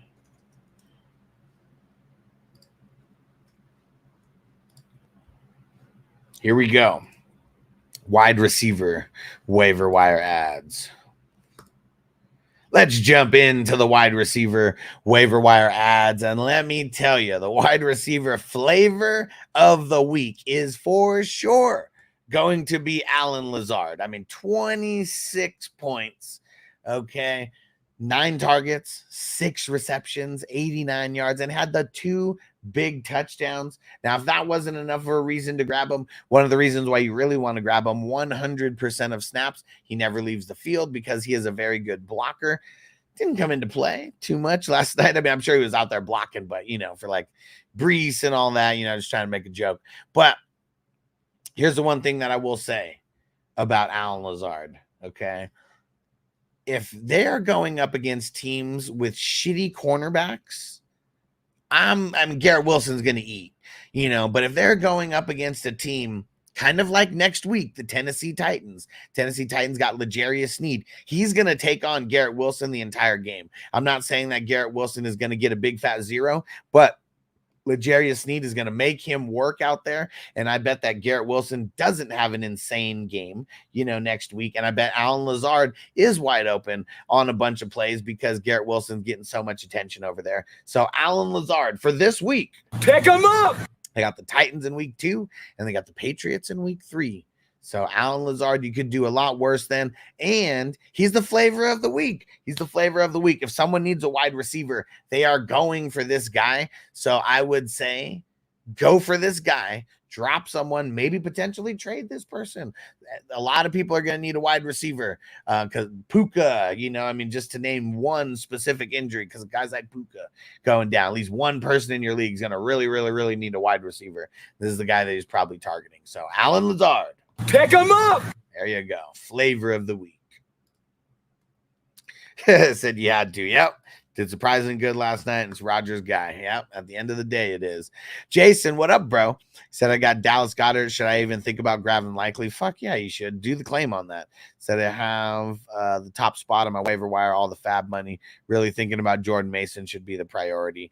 I mean, if Jordan Mason's available in your league, sure. Jordan Mason didn't even make my waiver wire cut because he was rostered in more than 54% or more than 54%, more than 50% of redraft leagues. Let me see. What was he?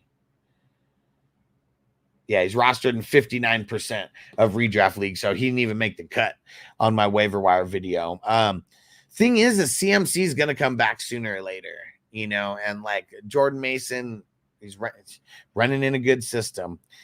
Dallas Goedert is not going to be that good. I mean, Likely, at least he showed that he has some crazy ass upside like right now. So I probably would go Likely over Jordan Mason.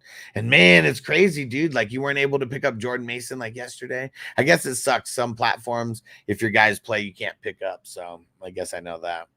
Evan, what up, homie? Would you go with Najee or Pollard this week? Najee had a ton of volume. Pollard outplayed. Najee torn between the two. Let me see. Hold on. Go back to the schedule. Who do they play? Still early. I'm not even in start and sit mode yet. I'm covering waiver wires right now.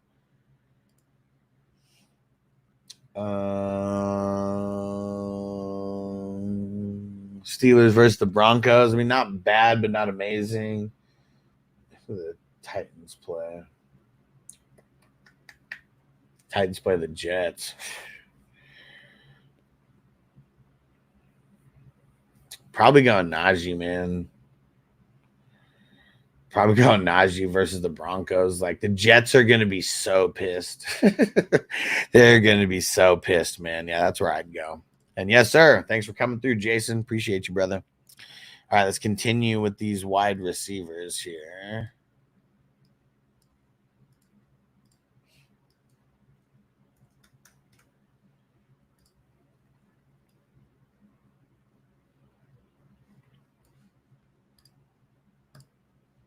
Here we go. This year, week 1 of the season, like, we did not have an insane amount of injuries to wide receivers, and there wasn't really any wide receivers who like came through and like, not like last year's Puka. I mean, it's very blah this week for the first week 2 waivers, but Greg Dortch, I know that Marvin Harrison Jr. is going to be the guy, eventually, but they really like Greg Dortch over here. And he led the team in targets with 8 of them, brought down 6 receptions, 47 yards. I mean, he was the top receiver for Kyler. I mean, he really spread it around.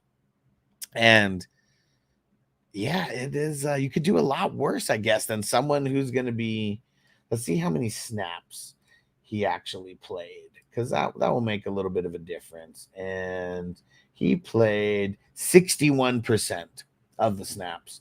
That's kind of saying something, because Michael Wilson, I know he got the touchdown, but Greg Dortch got more targets and played less time. That's what's crazy, as their number 3. So is it going to be Marvin Harrison, for the long haul? Yeah. But for these next couple weeks, Greg Dortch could be in play. And they got the Rams this week. They got the Lions coming up in 2 weeks. And no matter what, Greg Dortch is going to be wide open a lot, because teams are going to be focusing on Marvin Harrison Jr. And that's just the way that it is. So if you're super desperate at wide receiver, Greg Dortch is only rostered in 6% of redraft leagues on Yahoo. And look here, 3%, when you're talking sleeper in all the dynasty leagues. So if you're desperate, Pick him up. here you go. Evan said, would you drop Wicks for Wan'Dale Robinson? I don't know. There's nobody better than Wan'Dale. Bob said, I got Jordan Mason on my bench. My team very RB heavy. What wide receiver should I target for a trade? Go target the CMC. Go target the CMC manager and tell me who they have, and I'll tell you who you should target. Because that's who you want to sell to. That person needs Jordan Mason more than anybody. Okay. Moving right along.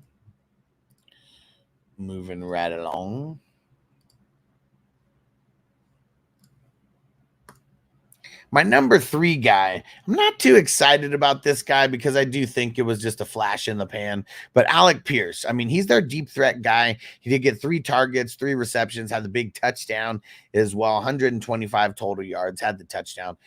But a lot of it's going to be fluky, man. I mean, look at Austin Doolin. I mean, I'm sure there's people are going to be like, Austin Doolin, pick him up. He's the league winner with 1 target, but it just happened to go for the touchdown. So at least we know with Alec Pierce, he's been around there for a little while. I mean, I don't know how, can only have so much rapport, with Richardson anyways, right? But the thing that Alec Pierce has going for him, he was on the field 84% of the snaps, and Michael Pittman Jr. on the field 89% of the snaps. So at least he's like, as far as being on the field, he's the number 2 guy over there. Could do a lot worse. They got the Packers in week 2. They got the Bears in week 3. So one of the things that I will say about the Packers, they got Jair Alexander, and he's going to be all over Michael Pittman Jr. So that could open some things up for Alec Pierce as well. And then you got the Bears in week 3. You got a really tough secondary. But either way, if you're desperate at wide receiver, Pick him up. because there's not a lot out there right now. There's really not. Evan said, you think season long, a guy like Luke McCaffrey could have some value if Jaden Daniels settles in? Yeah, but I mean, just random flex, and more of like a random bye week like type of flex guy, like nothing crazy.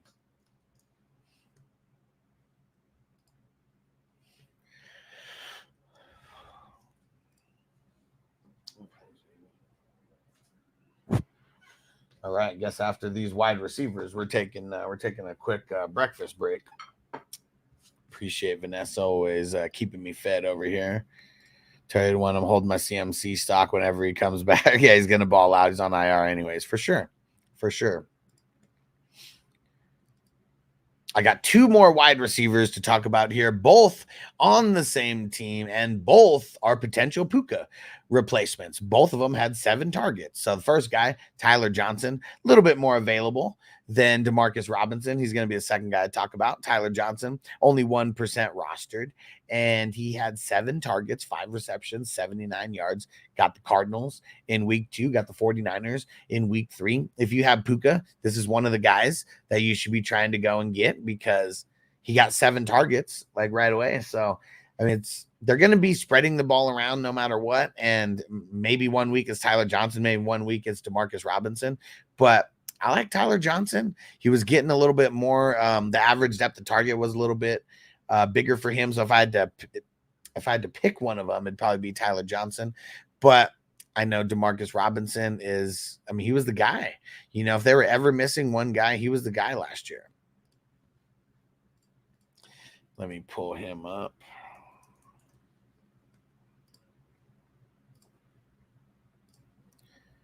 And Robinson didn't have a great game, you know, but he did have the 7 targets. He had 4 receptions, 42 yards. So not too shabby. And really, it's all about trying to replace, you know, someone like Puka. So there you have it. There's all the wide receivers for this week's waiver wire pickup. And if you didn't see the running back video or the quarterback video, go check those out because they're popping up right now. Click one of the other videos. Click it. And there we go. All right. We got through QBs, running backs, wide receivers. We still got tight ends to go. We still got defense and special teams, and we still got IDP to go. But Vanessa just brought me some breakfast right now, so we're going to mac on this breakfast. And he said, I just know Demarcus Robinson is on the list with Puka out. For sure. I had 2 guys because of Puka being out. And what up, Bob? Said the CMC owner has Drake London, Devonta Smith, Tank Dell, Raheed Shaheed, Lad McConkey. Who should I offer Jordan Mason for? Start with Drake London because he had a really bad game. Maybe the guy's emotional, you know, like you always want to take advantage of people emotionally if you can via trade. So that's who I would, that's who I might. Well, okay. See, here's what you have. Okay. Here's what you have to do. You got to do a little okey doke, you know, on them. So what you want to do is first offer Jordan Mason for Devonta Smith because that's who had like the best game out of his top wide receivers. And then he's going to say no. And then you're going to come back and you're going to do for Drake London. Maybe he'll say yes. Maybe he'll say no. But that's kind of the way you got to do it. Got to do a little bit of okey doke, you know, on them. Got to make them think that you want the best person, you know, and then you're settling for the second best guy. Because he's going to need Mason. And you got to do it now before we get news about CMC.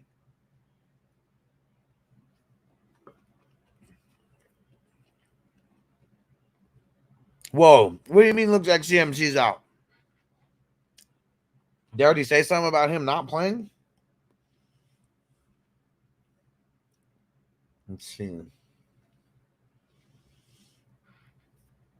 I don't see anything. Zeb said, what's for breakfast, bro? Got some eggs, got some bacon, and some pancakes here. Russ said you like these wide receivers over a guy like Shaheed. Well, so Shaheed didn't make my list because he's over 50% rostered. Because I don't know a guy like Shaheed. You know, I mean, what's he rostering, like 70% of the leagues or something? Never know if he's actually available. But, yeah, I kind of like Shaheed over these guys, except Lazard. Especially this next game specifically. Bacon and sausage. Not just bacon. Appreciate you, Vanessa. Oh, shit. Zeb going to Lincoln Park tomorrow. Nice. Said Green Day and Smashing Pumpkins on Saturday. Man, Zeb, you're always going to some cool-ass concerts in L.A.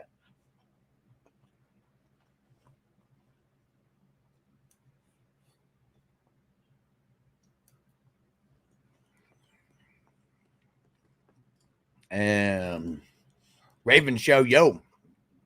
Devontae Adams and A-Chain for Diggs and Monty. Full PPR. Who wins? Neither. Because you're trading similar value, two similar value players for two similar value players. So no, don't even do the trade like this. It's too even. It is too even. Too even. And would you move Shaheed and Dowdle for T. Higgins? Probably. I mean, it sucks though. He's dealing with an injury already. Or Shaheed and Gus Edwards for Higgins. Probably Shaheed and Gus Edwards. Like, let me see. What was Rico's snap percentage? And Big Bando said, no ketchup on the eggs, bro. You're slacking. Man, I know. You're right. You're right. Because I usually do eat ketchup on eggs. It's going to be a shit show for Dallas over there. 44% for 44% for Rico. 51% for Zeke. Domo. What up, Domo? Second offer, Marvin Harrison Jr. for Smitty. Who's Schmitty? I forget. So I feel like he's a buy low. Who is Schmitty? Oh, Devonta Smith, right? Devonta Smith. You're holding Devonta Smith, bro. So just read on Sleeper, they wanted to give more rest before the next game to see how true it is. Okay. Yeah, I forget you called Devonta Smith Schmitty. But I remembered though. But now, keeping Devonta Smith. His work's been secure for the last 3 years. If you're talking about Dynasty, I would do that, but I'm assuming you're talking about redraft.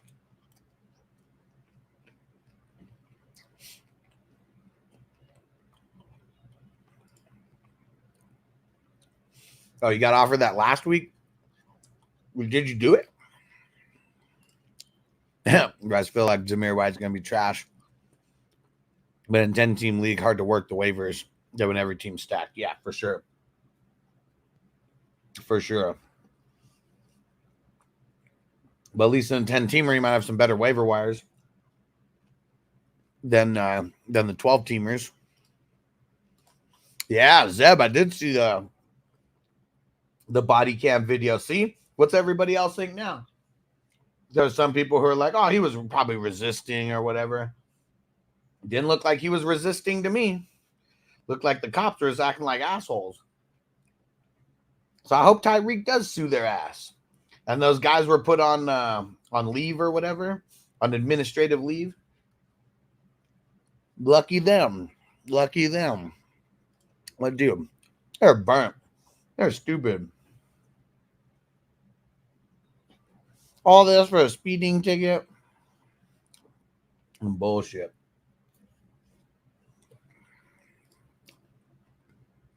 Zoo Crew said Olave or Flowers. Who plays who? The Ravens play the Raiders. Good matchup. Saints play the Cowboys. Man, not the best matchup. I'm going to say Flowers going up against the Raiders than Olave going up against Trey Diggs and the Cowboys. Because Trey Diggs will be covering him the whole time. Zeb said 224 to 223 thanks to Jordan Mason. Nice. Very nice. Nice.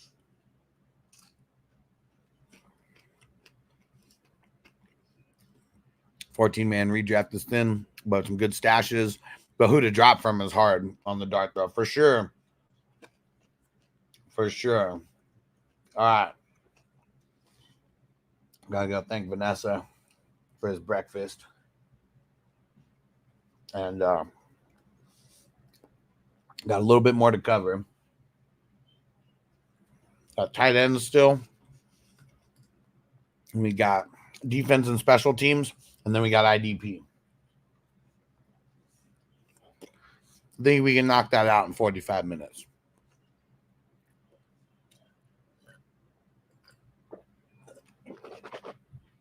All right. Let me go show some love to Vanessa right now. Go refill the water. And football's back, baby. Every day is a good day. I said this earlier. Didn't know I had the loop track on. Yeah, I mean, just get ready, guys. Whatever tight end is going up against the Panthers, like they're a potential streaming option for you every single week. And so I guess I didn't say it this week. Well, actually, I guess I can. I'll add it in right now.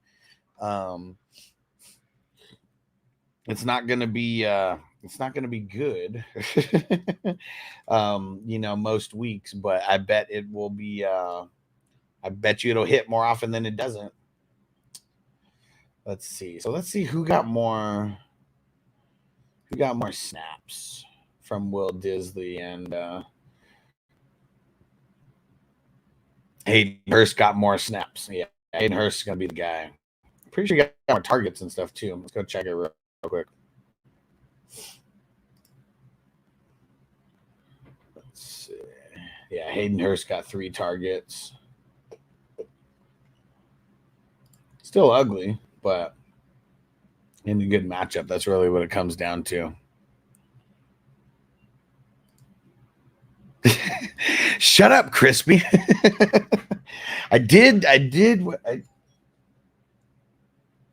Oh, hold on. Because I got something for it, and it was on something that you read. It was a delivery, and it was Sherry's Berries. Vanessa loves them, so that was my apology present. Sherry's Berries, and she loves those chocolate covered strawberries. Toyota ones. I got the Chargers defense going up against the Panthers. Fucking hate team defense now. Yep. And Chargers, they're my flavor of the week for defense and special teams. So we're going to cover tight end first, and then we'll get into that one. But, let's do what we came here to do. Make sure we get nice and high. Roll a fatty for this pimp daddy. So put that in your pipe and smoke it. Let me hit that ball. You got perfect time. About to start a little puff giving this motherfucker. Yes. The life is good, Crispy. If we're doing good, got to make sure. Yeah, we did the right thing. Did the right thing. Got her hooked up with something extra fancy, not just some fucking Walmart, chocolate covered strawberries. We got the best of the best. The best of the best. And so I went and picked up likely on the open waiver. Oh shit, open waiver wire. Nice. I won my home league, the San Diego Green Bowl, the one's taking another year hiatus because no live draft. That one, whew, man, for the longest time we had it like that where it's just gangster. Anytime you want to pick someone up, you can. And it said streaming tight end, defense and kickers every week. He said, fuck the kickers. Says sucks on waivers, like 6 to choose from. Yeah. And really, like, if you could just pick someone who's either playing in a dome or if it's like playing in, Monday night, Sunday night, and like you kind of don't need them, like that's always like a good feeling.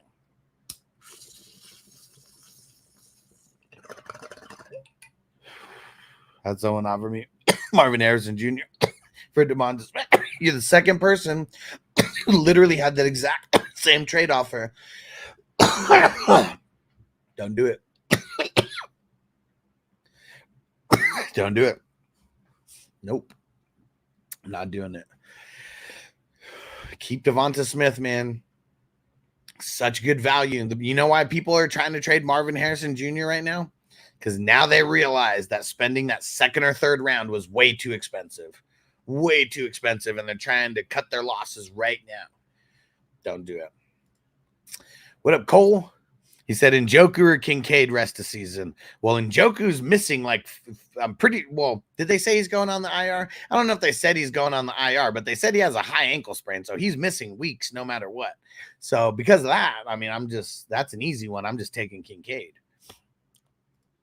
Prime time. Just traded Reed and Ford for Flowers and Pollard. He said full PPR thoughts. I like it and I don't. I like it because Reed Probably going to suck over the next couple weeks because they got Malik Willis. Ford, he's probably going to be good the next couple weeks, but I'm still of the mindset that the chubby one's coming back sometime. And he's going to take over that role again. And Ford will still be there, but he'll be, the 1B. Flowers, they showed they're going to use him a lot. Might not be super efficient, but they showed they're going to use him a lot. And Pollard, he's the guy. He's the guy over there. It's not Spears. It is not Spears. So that's why I like the trade, because of the guys you got. And so maybe I like it more than I said initially. Jake said this guy in my league wants Flowers. You think Puka would be a fair trade? I don't really want to trade for Puka right now. Like, literally, like if I had Puka, this is the time you trade him. Because then you get a player that you can play right now. You don't have that dead spot on your roster at all. I don't want to trade for a dead spot on my roster for a couple weeks. Like, Flowers needs to be a luxury for you. If Flowers is a bench player, go ahead and do it. Like, Puka will probably have more value long-term than Flowers will. But Flowers is the guy over there. They showed that. If they're going to go up-tempo, which maybe they didn't go up-tempo like a crazy amount like throughout the year, but they showed if they're ever going up-tempo, that Flowers is going to be like the number one weapon like on the team. So I don't know if I just want to give him up like that. And Russell said knee injuries are tricky. Could have a setback for no reason. No reason to trade for Puka. Yeah, for sure. Especially not now. Like, not like literally the week after it happens. Unless you're getting him for nothing, and Flowers isn't nothing, that's what this comes down to for me. Like if you could get him Puka for like nothing, like do it. But yeah, Flowers is not nothing. Yeah, see right there, prime time, 10 targets for Flowers, 2 rush attempts. I mean, if he's going to be somewhere close to 10 targets a game throughout this entire season, like Flowers is a really good value that we got. That's what it comes down to. All right. Here we go. Oh, let me mark down where we are. Okay. 225, 30. All right, here we go. Let's get in to the tight end waiver wire. And let's start it off. On Thursday, this dude, Isaiah Likely, was the flavor of the week for all leagues. Everybody super excited. I mean, he's only 29% rostered. You see here on Sleeper, 14% rostered, 29 on Yahoo and the other redrafts. Definitely the flavor of the week as far as tight ends go. And most people are streaming tight ends. So for everyone out there who's streaming tight ends, they are going to be going crazy to try to get Isaiah Likely. So burn your fab. Use 40% of it. Use 50% of it. Like, if you need a tight end very badly, you spend it because a guy like Isaiah Likely probably not going to come up that often in the tight end world. 12 targets, 9 receptions, 111 yards, had the big touchdown as well. And they got the Raiders this week, so that's going to be nice for him. And then they got the Cowboys in week 3. I mean, Cowboys, they're kind of whatever, for the past couple years about defending the tight end. So Isaiah Likely, he was the flavor of the week. He was the first flavor of the week for the NFL season, and it happened on Thursday because he was the very first game. And now it's kind of cooled off a little bit. Now guys like J.K. Dobbins, Alan Lazard, like now we got some other flavors of the week at other positions. But Isaiah Likely, everyone's going to be going hard for him because most people have shitty tight ends, and so many tight ends flopped this week. That's like more of a reason why people are going to be going after Isaiah Likely. So if you need a tight end, you're probably not going to be able to get him, but you might as well put in a claim. Pick him up. There we go. Pick him up. And Noble in the house. Noble, crazy. And hey, come here. Hey, just say hi to everyone because we're doing we're doing our. I can't remember. We didn't. We got what's it called?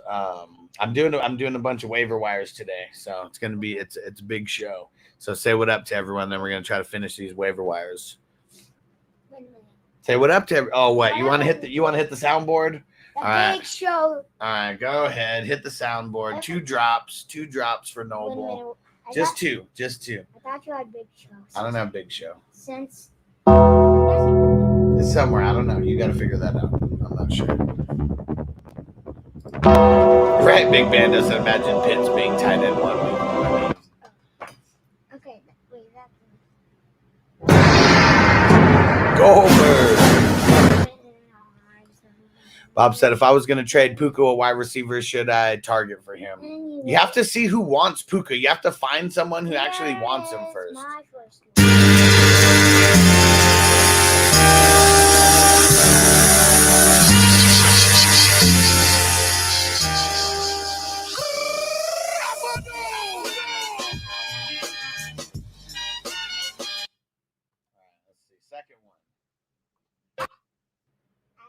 You could do one more that I like because I know you're going to do it.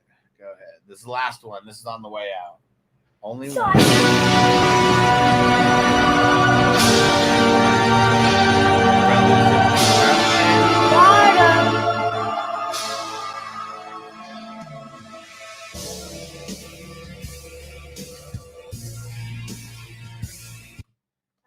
No, just do the one that you know that.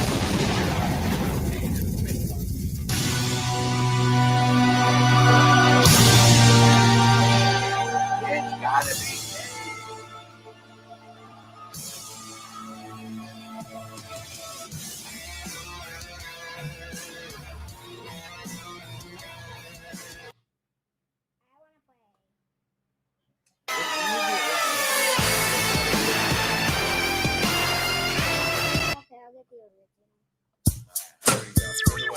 There we go.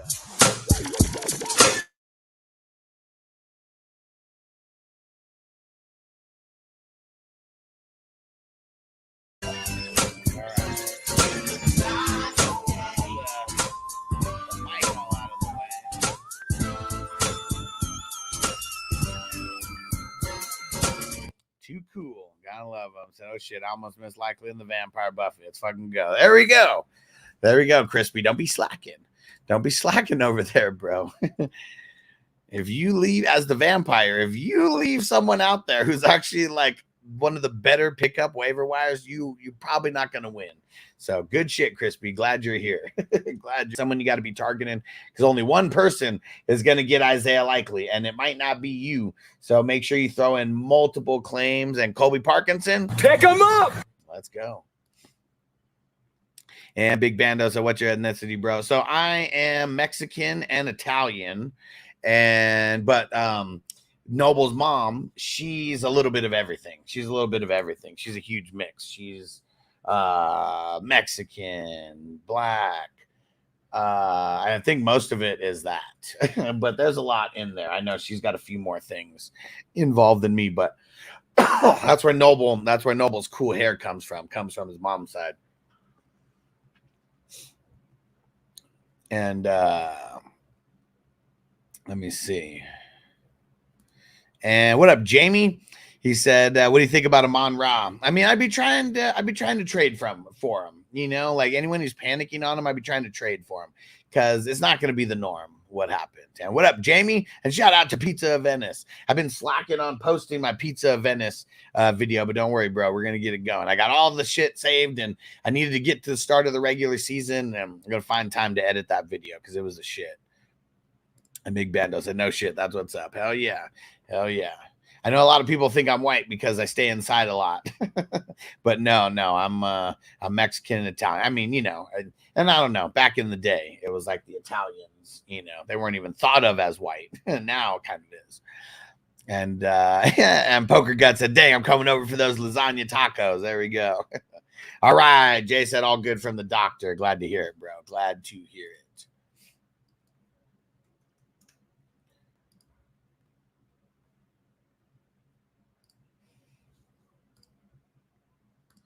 He said, "No, I actually had a hunch you were some type of Hispanic for a reason." Well, I guess it's only white people who think I might be white. I don't know. I guess it just depends. Who knows what people think? I don't know. Who knows? But in high school, to the white people, I was Mexican, and to the Mexican people, I was white. That's how it goes when you're a little bit of mix. Oh, hey. And he said, rep in Puerto Rico here. There we go. And would you pick up Alec Pierce? So he was on my when we were covering wide receivers. He's my number 3 pickup for the week. So it's with that last spot that you have on your roster, is he worth a pickup? He totally could be, but I wouldn't really be excited to play him. He still only got 3 targets, and he's going to be like their big play, like home run like type guy. And right, Big Bando said stuck in between. Yep, you ain't lying. A story of my life, bro. I'm just like Miklo, man. Story of my life. Poker Gut said Bucky Irving gonna take more of the workload from White as the season goes on. Might overtake number 1. Nah, he's not. He played 31% of the snaps. I did talk about him during the running back section. Like if you refresh, I have timestamps in there where you could just jump to the running backs, and I give my thoughts on them. I think that Bucky is going to gain his own independent flex value, but Rachaad White gets so much work in the passing game that I don't think he's going to overtake Rachaad White. Like, could he have more? I mean, he had more, rushing yards and rushing attempts, but it still wasn't a lot. And shout out to Jay throwing in the super chat. You the man, bro. You the man. Always appreciated. And Poker Gut said Bull said he's going to be going more with the hot hand. Well, see, that's the thing. Rachaad White was hot when it came to he was real hot when it came to the pass game. But I mean, Bucky Irving still only got 9 rushes. So, I mean, if he went out there and got 15 or 20, like that's something, but it was only 9 that he got. They didn't run the ball a lot, just in general. And do you go hard or soft for the tacos? Oh, do we go hard or soft for Lazard? It depends on how bad you need a wide receiver. I like his matchup this week. If you're going to pick him up and play him, you go extra hard, man. You go extra hard because I already said this week is going to be a good matchup, like for him. All right, let's continue.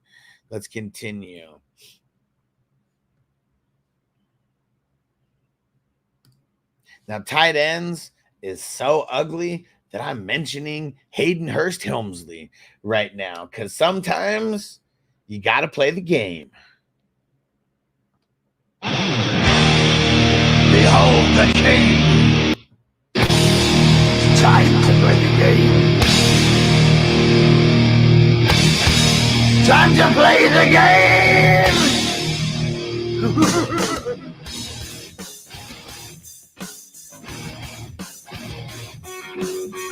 And Hayden Hurst Helmsley isn't even that cool. The only reason that I'm even talking about him right now because his game last week was super blah, but he did get 3 targets. It's because he's going up against the Panthers. The Panthers are literally going to be a team that you can stream your tight end against week after week after week. So that's the only reason why I'm talking about Hayden Hurst Helmsley. And when it comes to the tight ends, you got to play the game that it's the way it's supposed to be played. Time to play the game. Time to play the game. And there you have it. There's my thoughts on Hayden Hurst and the shitty tight end position. All right. And he said, nothing hits like the OG time to play the game joint. Hell yeah, man. Classic.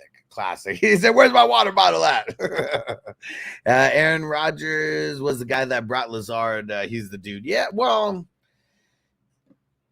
yes and no. He's going to be the dude when there is a number 1 cornerback who can actually hold down Garrett Wilson a little bit. Like, that's when he'll be the dude.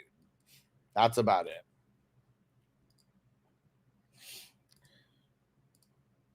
And Jabriel said, keep 1, Wilson, Mixon, Rachaad White. What do you mean keep 1?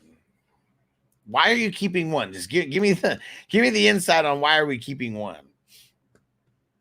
Like what? Give me the context on why about that. And here goes last one. My last tight end spot. I am not excited to talk about Jordan Akins, but Njoku has a high ankle sprain. He's going to be gone for a couple weeks. He's going to be the next man up, So if you are ultra desperate, Pick him up. He did get 4 targets. He got 3 receptions, 27 yards. It's all bad over there for the Browns. And you know they're going to be targeting the tight ends a little bit. So, yeah, I mean, if you're just super, super desperate, dart throw desperate at tight end, Jordan Akins would be the guy. If it's your first time here, hit that subscribe button. Go check out the waiver wire videos for wide receivers, running backs, QBs. We got IDP in there. We got defense and special teams. Go check out all the waiver wire videos. They're popping up right now. Click it, click it, click it, click it. There we go. Tight ends. Done. There we go. And Jay said, for the Who Dat Nation, you the man, you the man. Juggernaut said, how do you feel about Mike Evans? I feel worse about him than I did yesterday, and I didn't like him yesterday.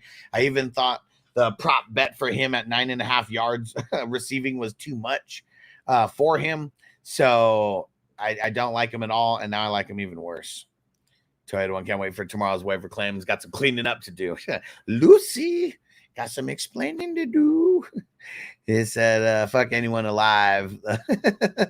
One Mary, one Wilson. He said, fuck everyone alive. One Mary. What? Say it again, Poker Guts. I'm too high to be reading that right now. Should I use a waiver claim on Parkinson if I only... yes. Especially now. And Demetrios, what up? He said, I need more depth at the RB position. Need a solid RB3. I got Monty, Pacheco, Edwards, McLaughlin, Jalen Warren. Not willing to trade. I'm not willing to trade away Monty or Pacheco. Who should I target? Okay, well, here's the thing. I never answer this. Who should I target? Who should I go after? Because every league is different. You need to find a trade partner. That's what you need to be on the lookout for, a trade partner. Okay. You want the trade partner to need something that you have. So who are you even trying to like trade away, to get this running back? Are you extra stacked at wide receiver, or you think that someone's just going to trade like a random running back for a running back, like straight up? But yeah, you want to find a trade partner is what you want to find. It makes the trade process way easier because there's like hundreds of people, hundreds of play. Well, I know you said RB, so there's dozens and dozens of RB that you might be able to target, but is it realistic that you'd be able to get any of them? Who the hell knows? It depends on the manager and the manager's team. Oh, yeah. The fuck, Mary kill. We excited about Bowers for the rest of the season.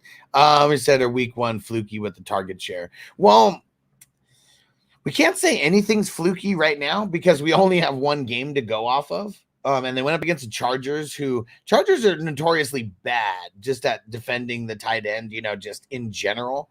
So I really feel like we got to see. All of September is going to tell us what we need to know about these rookies. At least it's going to set the foundation of the way that we think about them. We know that they're going to get used, yada, yada, yada, all that type of shit. So Bowers, very promising after week 1. How about that? Because of the amount of targets that he got.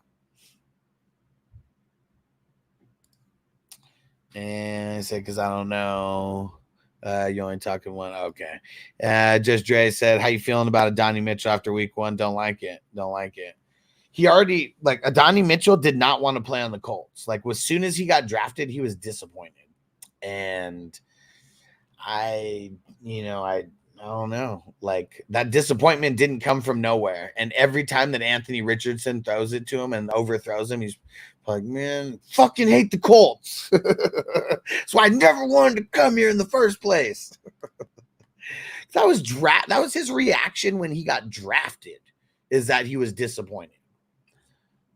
And that's me saying it the nice way, because it looked like he was salty as fuck when he actually got drafted. So yeah, because of that, I've just remembered that the entire time. It's that was his first instinctual, reaction to going and playing on the Colts, knowing it's not going to be good.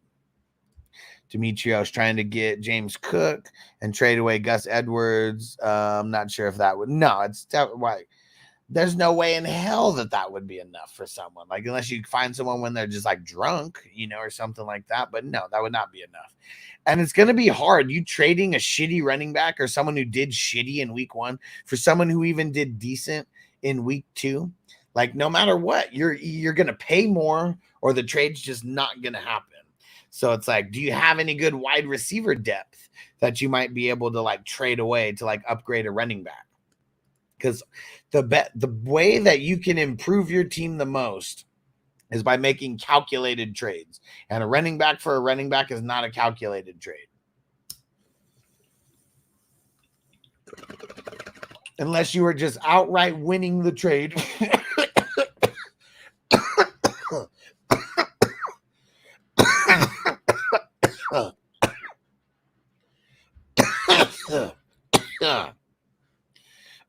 That's usually not the case in redraft. Corey said, who do I prioritize? Torres as my top waiver. Why are likelier Dobbins, RBs are Henry, Stevenson, Dowdle, tight ends Ferguson.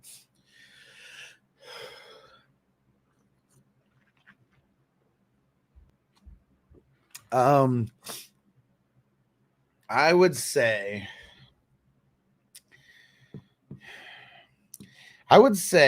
Dobbins, and I would put in waiver wire claims with, if you have 2 players that you can drop, I would put in a waiver wire claim for Dobbins and use player A. And then I would put in a waiver claim for Likely, and I would use player B. And then I would make my third waiver wire claim Parkinson, and I would put a waiver wire claim with player A, and then I would do one more waiver wire claim for Parkinson with player B. So then if you don't get one of those guys, or if you don't get both of them, you still have the opportunity to get Parkinson. Demetrio said, I have Chris Godwin. Who else you got besides that, though? Like, who are your other wide receivers? He said, man, Monra sold the fuck out of me. If he had played better, I would have won. Ugh, man, it sucks.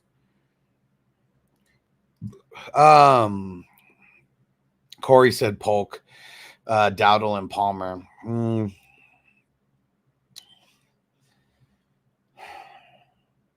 I'd use Polk and Palmer, but I would make like Palmer, like I would make him player A for J.K. Dobbins, because you're probably not going to get J.K. Dobbins. He's going to be the number 1, like, for everybody. So, like, if you get him, it'll be lucky.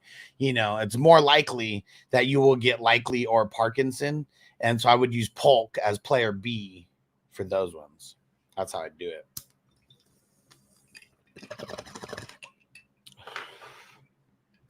And I'm going to answer questions right now. We've already done quarterbacks, running backs, wide receiver, and tight end. If you guys care about seeing those, refresh, and there should be timestamps in there that you can click on and go back.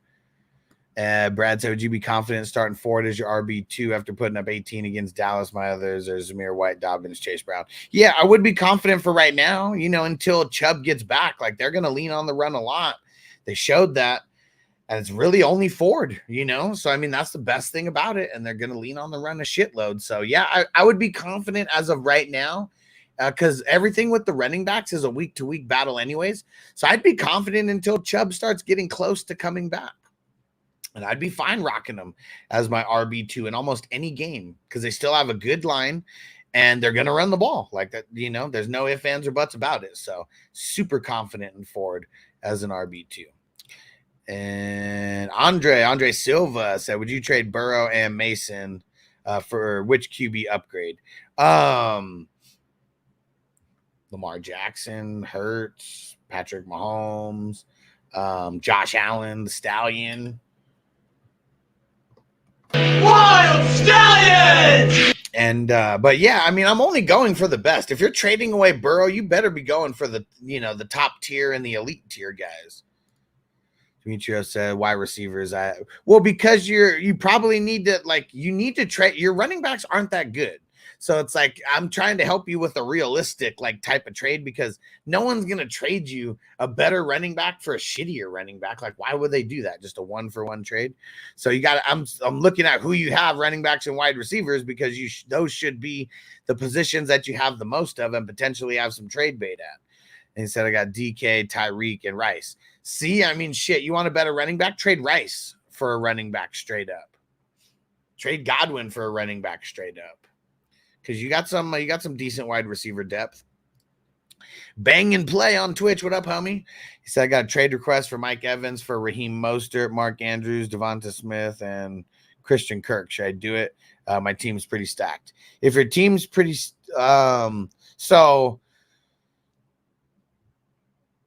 so you would be giving up all the other players. I mean, I don't like that.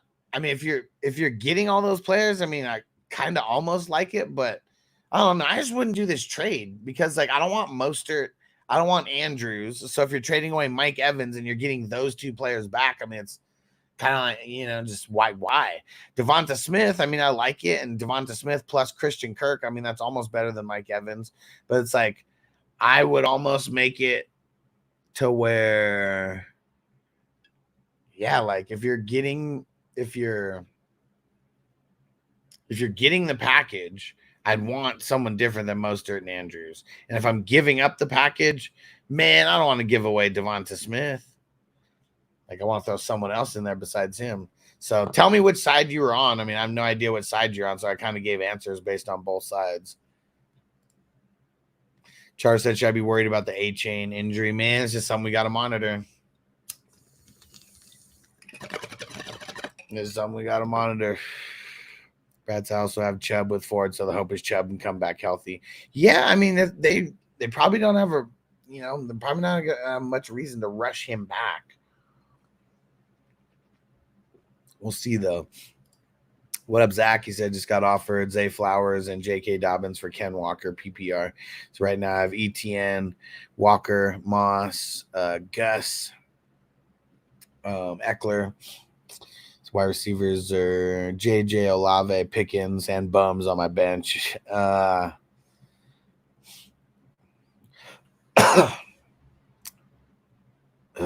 mean, it's tough because like J.K. Dobbins now like kind of moves into your number 2 spot, and I'd be a little bit nervous about that. The only thing that has me like considering it is, you know, Ken Walker being a little bit hurt.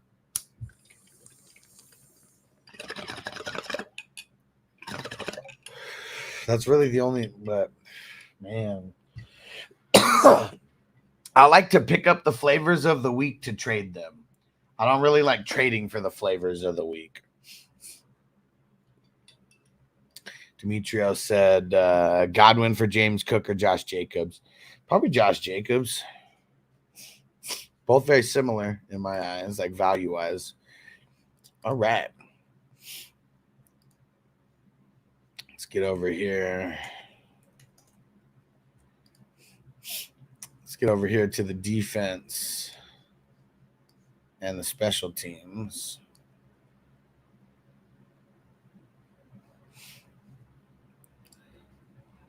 Here we go.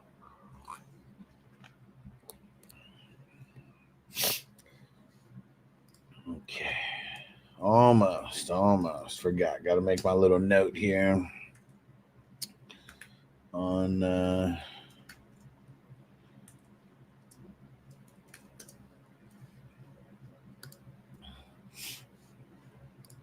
Brad said, should I try to trade Goddard and J-Mo for Kincaid? No.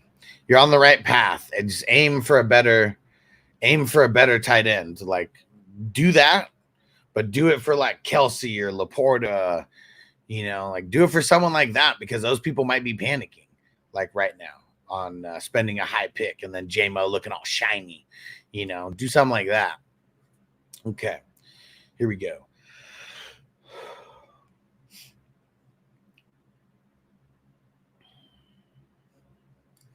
And maybe I got a little confused with that explanation, but Polk is more droppable than Palmer. Yes. And I said the reason I said put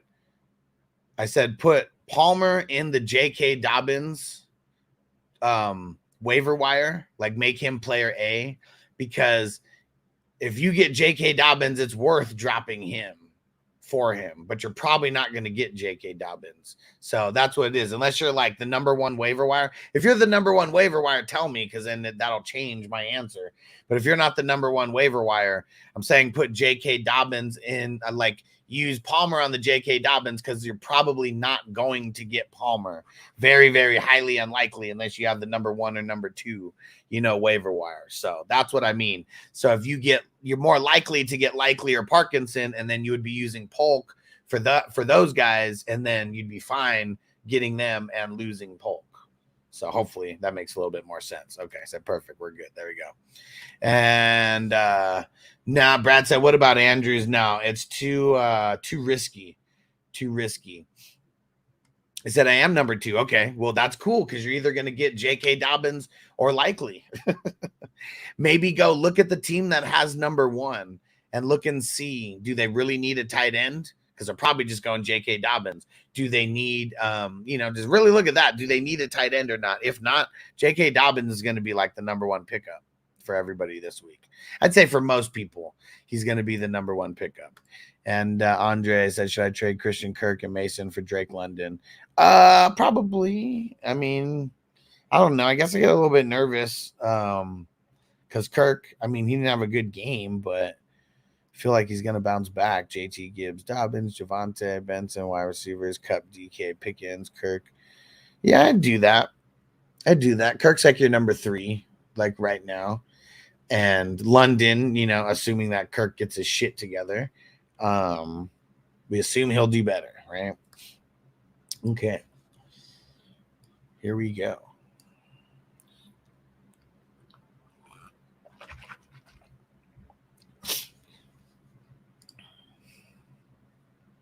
And actually, hold on. Let me change this now. I started talking. Let me update the timestamp over here.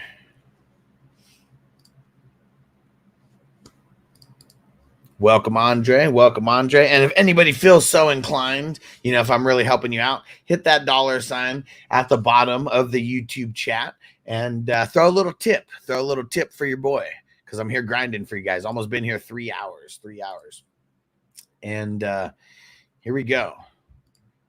Welcome to the most popular waiver wire video of the week. It's the defense and the special teams. And we know you savages who still play in leagues like this need to pick up streaming teams every single week. And I got 5 streamers here for you. All of them are 53% rostered or less. And number 1, and it's because of the matchup, baby, because this defense, it's decent. They gave up less than 300 total yards, only gave up 10 points, had 4 sacks, had a forced fumble, 2 fumble recoveries, and a big old INT. And in redraft leagues, are only rostered in about 14% of leagues, so readily available. It is the Los Angeles Chargers, and they are going up against the Carolina Panthers. And man, the Carolina Panthers made the Saints look like the 85 Bears last week. So even if the Chargers can produce even a little bit of that, it'll be a good week for the Chargers. So they are my number 1 pickup this week for the waiver wire, off the waiver wire for defense and special teams. Chargers said the problem isn't Cousins, the damn O-line. Yeah, Cousins didn't have any time, right? It was really bad.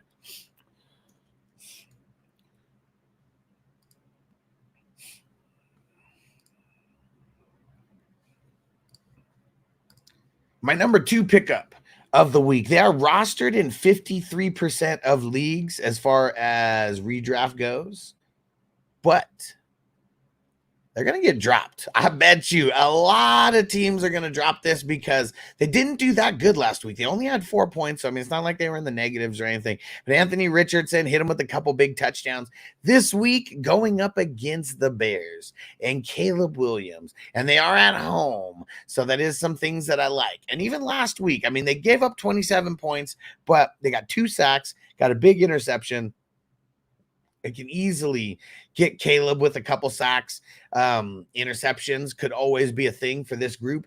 And yeah, this is going to be my number 2 pickup, 53%. I like to keep it under 50, but there wasn't another team under 50% that was worth even picking up. So Chargers number 1, Texans number 2.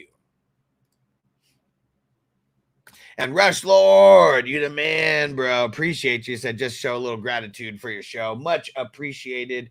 And every time someone does do a super chat, you get entries into our raffle. And I'm not sure exactly when it's going to be, but it's going to be towards the end of September. And I know this is going to be the grand raffle prize. Is going to be this Dr. Dabber, this beast right here. So if you guys are into dabbing or want to get into dabbing, now you will have a super cool dab utensil to use. And you demand Rush Lord, so I'm getting you marked down for 10 entries. And I know we're going to have a few other things involved as well. Might have like a jersey or two because it's been a few months since we've done a raffle. So we're going to get into that as well. Rush Lord, you the man, bro. Thanks for showing the channel some love. And Apollo, should I offer Neighbors and Moss for Cup? Or is that too much of a low ball? It's probably too much of a low ball because of Puka, but try it. See what happens. Start there. Maybe add in a third person, if you have to. And Bob, should I be prioritizing Likely or Lazard?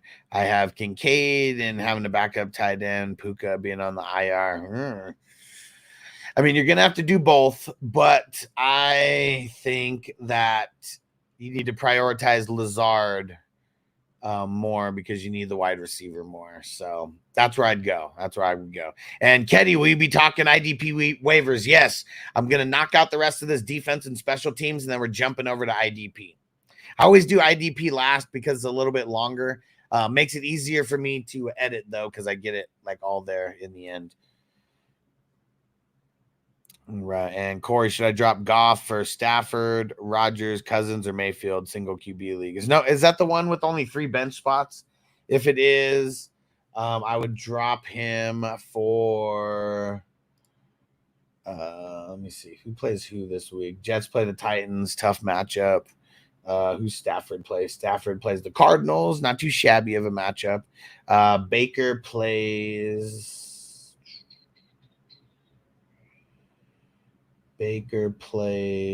the Lions. That might be the one. Oh, it is that. Well, who else is on your? Don't just drop Goff then all willy-nilly. Who else you got over there that you could drop? But Mayfield would be the one.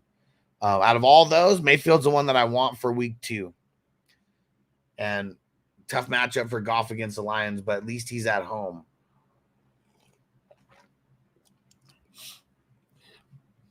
Yes, sir. Yes, sir. It's not a waiver wire Tuesday if we ain't talking about some IDPs. And that's the first one that I always actually, the defense and special teams is the first one that I upload to YouTube because that's always the most popular one.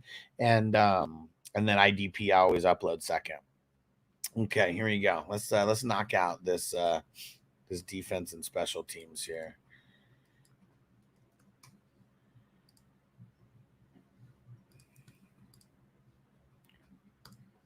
My number 3 team to pick up this week. They didn't do too good last week, but you know who they're going up against this week. So I'm talking about the Indianapolis Colts, and they are going up against the Green Bay Packers with no Jordan Love. They got Malik Willis over there, and Malik Willis, he's a bum. We're going to back it up for him. He is not good. And the Colts, they're decent enough to where I want to go pick them up and play them against Malik Willis. Pick them up! They got 4 sacks last week. They gave up 29 points, so not the best, but they can get after the quarterback, and they do have decent cornerbacks and safeties over there. And now going up against Malik Willis, who's an inaccurate thrower, going to be a way better matchup than what it was last week. They're only 8% rostered, so they are readily available. Toyota One, you the man. He said, thanks for the intel. Much appreciated, homie. Get you marked down. For these entries, my brother. And yeah, on Tuesdays. Nothing but intel, man. Nothing but good intel coming. And always better to be here live because it's still going to take me time to go edit these and all these shit. I mean, I know you guys are here live, but for anyone who may catch this on a replay or something, always best to come in live because you can ask your questions and stuff. And I'm doing it in between the little segments of what I'm talking about. So yeah, it's a good experience all around. Keenan or Brian Thomas at the flex. Brian Thomas, man. Apollo, did you literally just come in after I said the Chargers are my #1 waiver wire pickup for the week for DST? I like them, man, because they're going up against the Panthers, dude. Amazing matchup. Hey, Chelsea made it to YouTube. What up? So would you drop the Bears for the Chargers? I would. Yes, I would. And you're good. I'm just messing around. But yeah, Chargers, they're my #1. They're my #1 waiver wire defense to pick up, and it is because of the matchup against the Panthers. They are still decent. You know, I don't want to play a shitty defense in a bad matchup, but I will play, you know, a semi-good, you know, team. I mean, that's all I'd say. Like, that's the most that I'll say about it. They're semi-good, you know, against a really, really great matchup. Yeah. So thank you. My phone died. All right. Well, if you can, like, just watch on YouTube. I prefer that you watch on YouTube. Facebook, you know, it's all right. And if you're going to watch there, that's cool. It's up to you. But YouTube's where it's at. Like, more people are here. There'll be more people in the chat. And just, you know, it's more lit. Just drop Fant for Parkinson's in the Buffy. That's good. Take away the good tight ends that are out there. I mean, I guess they don't need a tight end because there's no tight end spot, but still. Garrett said, which side of the trade would you prefer, A-Chain plus London or CD and Bucky Irving? I guess I wouldn't make this trade. I don't want to trade a running back and a wide receiver for a running back and a wide receiver. But I think I would rather have the man. See, like again, Crispy says CD all day, but it's like Bucky Irving is so bad that, like, as long as Drake London isn't trash the entire time, I mean, the A-Chain and London side's way better. Because Bucky Irving, I don't think is ever going to be a thing. Like, maybe a little bit of independent flex value, like when we have like a big waiver wire weeks, but that's about it. We're moseying along in this defensive video. Waiver wire, hit the subscribe button if you haven't yet. And we're jumping over to the Seattle Seahawks, who did pretty decent last week in a good matchup. And this week, they got the Patriots. Patriots aren't doing a whole lot on offense, that's for sure. And Seahawks, they only gave up 16 points last week, 2 sacks, 2 big INTs, 2 forced fumbles, a fumble recovery. I mean, they only gave up 231 like total yards. So you could do a lot worse than the Seahawks, and they're pretty decent at all 3 levels of the game. And you got the Patriots. If they throw it around, like I know they're giving it to Ramondre a lot, but if they're throwing it around like at all, Seattle has a good enough secondary to where they might be able to get another 2 interception game.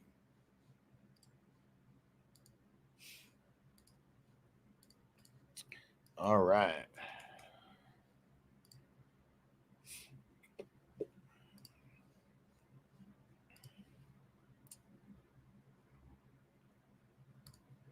Last defense. Now, this is more of a dart throw than anything, but the Jaguars, they're only 4% rostered. A lot more available than the Seahawks, who are 43% rostered, who I just talked about before. But they are going up against the Cleveland Browns, and the Jags are at home. I mean, week 1, they went up against the Dolphins. They only gave 20 points up. They did get 3 sacks on Tua. I really feel like if you are dart throwing and you can't get one of the first 4 defense and special teams that I mentioned, I think the Jaguars can get you double-digit points going up against the Browns. I know that things got a little shaky. I know they had a couple guys, you know, get hurt, but there's a lot worse teams that you can, you know, a lot worse matchups that you have this week than the Jags going up against the Browns. So again, dart throw. But they're there. If you're in a deeper league, this might be the dart throw that you need to get you over the hump. And if it's your first time here, make sure you subscribe. I bring you waiver wires every single week. And I know this one's the most popular out of all of them because most people are streaming defense and special teams, as it should be. But if you didn't see the QB video, the running back, wide receiver, tight end. And if you're into IDP, I got that as well. Go check it. It's all on the channel, and you should be having some videos pop up right now. Click it, click it, click it, click it, click it, click it, click it. There we go. There we go. I left him heel and hurts. There you go, Crispy. Way to be kind. Way to be kind, Crispy. Be kind, please rewind. Okay. And I know this is what all you guys have been waiting for. Getting to the defense and the special teams. Let's go. And Garrett, I'm 100% set at RB. I have ETN, A-Chain, Connor, Monty, Hill, and Cup, and London. I feel like it's a decent trade to send out. Both improve my team and my opponents. Yeah, see, I don't agree. I don't agree with that. Like, if you're set at running back, then why would you bring back a shitty running? I mean, you know, Bucky Irving could turn into something, but I'm just saying, like, why would you bring back like a barely waiver wire ad, maybe, you know, type of player instead of getting some kind of better player? That's all I'm saying, man. Like, Bucky Irving is so far off the spectrum of like anybody who you might ever start that, like, why would you trade for him? Why would you trade for him? And like, yeah, I understand it's to get CD. And if you're just getting Bucky Irving to get, if you're just getting Bucky Irving, you know, because it has to be a 2-for-2 trade, there's nobody better that you could get. And Garrett said 49ers over any waiver wire picks. Who's the 49ers play this week? Probably, though. I mean, there's rostered in a bunch of leagues, so they're not even available. You know, I try to do 50% or less. Yeah, versus the Vikings, yeah. I'd do that. He said, because CD Lamb, I don't know if I can get any more value. I mean, I get it.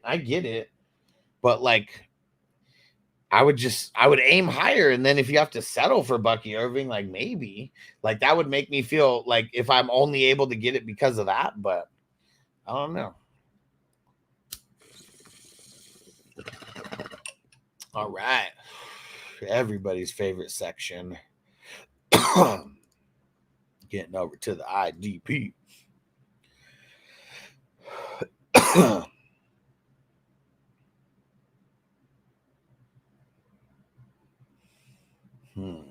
Let me see here.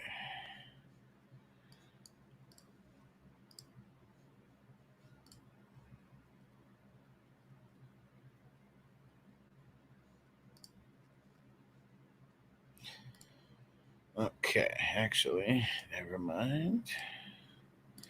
All right. Almost ready. Almost ready. Oh, what was it, Corey? It's the droppable player from early Polk, Dowdle, or Palmer. So it's Palmer for J.K. Dobbins, and then Polk for Likely, and Polk for Colby Parkinson.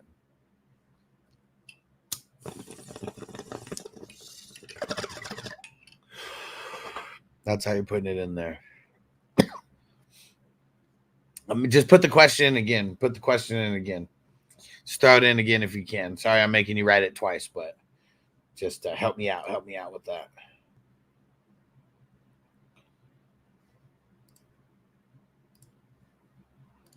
Okay.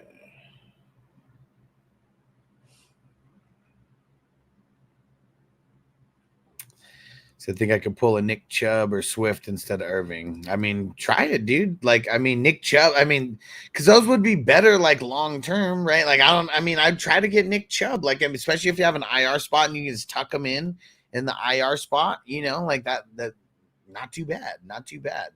Bucky Irving, I just don't think he's going to be more than kind of what we're seeing right now. You know, a guy who gets 10 to 12 touches, you know, 60, 70 yards, you know, on a high, maybe a touchdown, you know.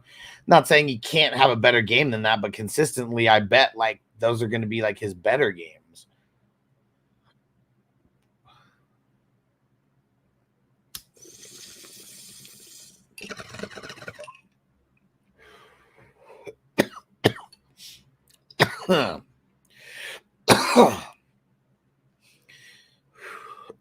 Of course. Oh.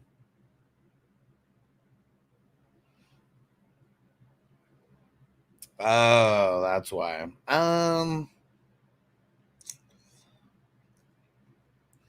So yeah, I'd be willing to drop Goff. I mean, look at all those guys who are even available to you right now. Like until it comes, like when bye weeks start coming, though, you might want to prioritize a backup QB. He says, so really drop Goff Palmer for one of those QBs or just stay out. No. I mean, and I guess we just don't know what Palmer's really going to be. We kind of know what Goff's going to be, and he's not someone who runs, so it might not have a lot of might not be a lot of high priority, you know, and like waiver wires for him. So I don't know. I mean, I feel like I'd rather hold on to Palmer to see what happens with week 2 with him. Okay, here we go. IDP.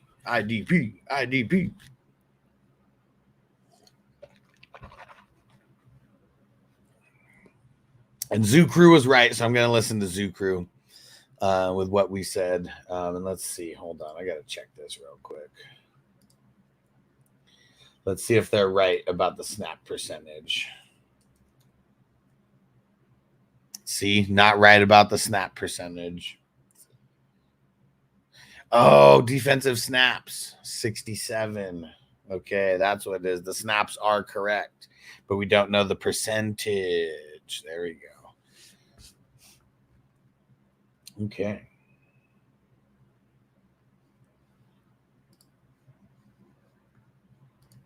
All right.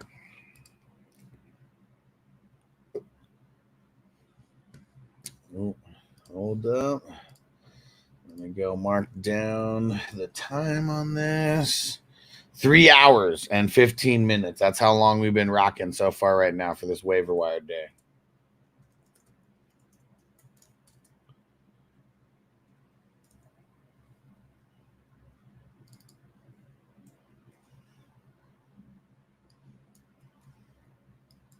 Okay. And 16, 15. All right. Almost ready.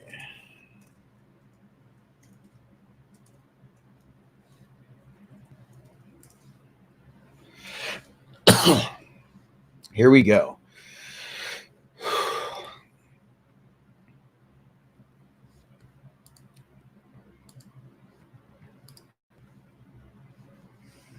Here we go.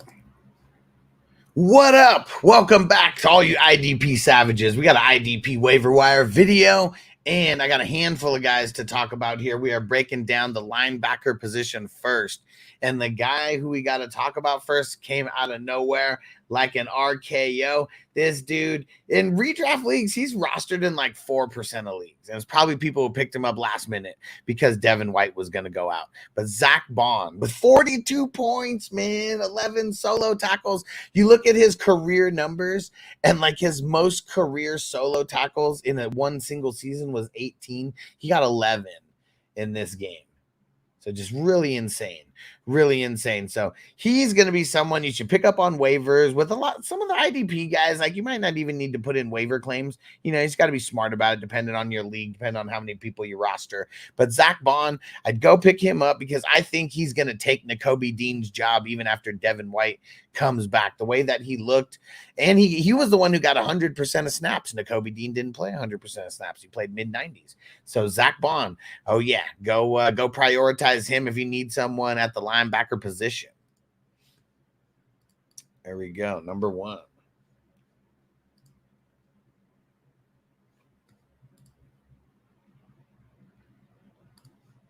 Second guy to talk about, Eric Kendricks. I can't even believe that I can put this guy on the video because in redraft, he's rostered in about 8% of leagues. So I try to talk about guys who are rostered in 20% or of leagues or less, because I know that's not like, you know, every single like IDP league, you know, plays more than just a couple players. So that's why I like to talk about like a little bit of deeper guys. So you guys, if you have IDP questions, you should definitely join my Patreon. It's our private social media channel. It's 420crew.com. You should definitely join over there if you have any kind of IDP questions, because there's nobody on YouTube who's breaking down IDP like me, and there's not too many people out there playing as many IDP leagues as I play in as well. So I'll be your IDP guru. So make sure you go follow everywhere. But yeah, Eric Kendricks, man. I mean, he's doing what he does. 2 sacks. He had 6 solo tackles. He had an interception. You know, he's a jack of all trades, man. Literally a Swiss Army knife on the IDP linebacker position. So if he's somehow available in your league, go pick him up. Pick him up! Because he's someone that I said that you should have been drafting.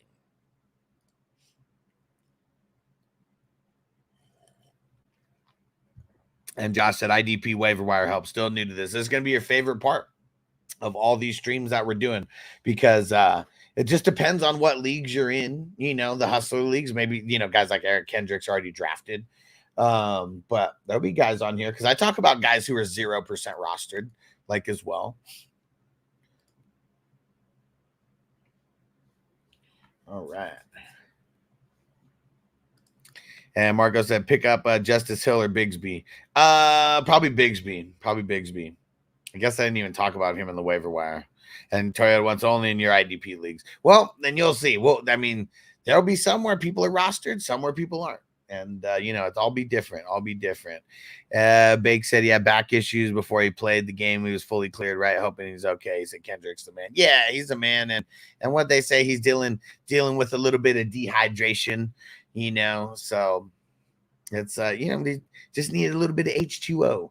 And he's got to get that water from a glacier in Alaska. Okay.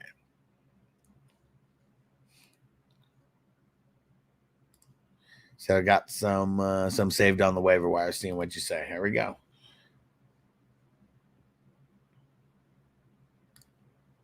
Now, I know a lot of you guys play on ESPN and Yahoo and all that. And this next guy, Darrell Taylor, he's a linebacker on those platforms, only a linebacker. In Sleeper, though, you can pick this dude up and plug him in at the DL spot. And 0% rostered. I mean, you talk about coming out of nowhere like an RKO.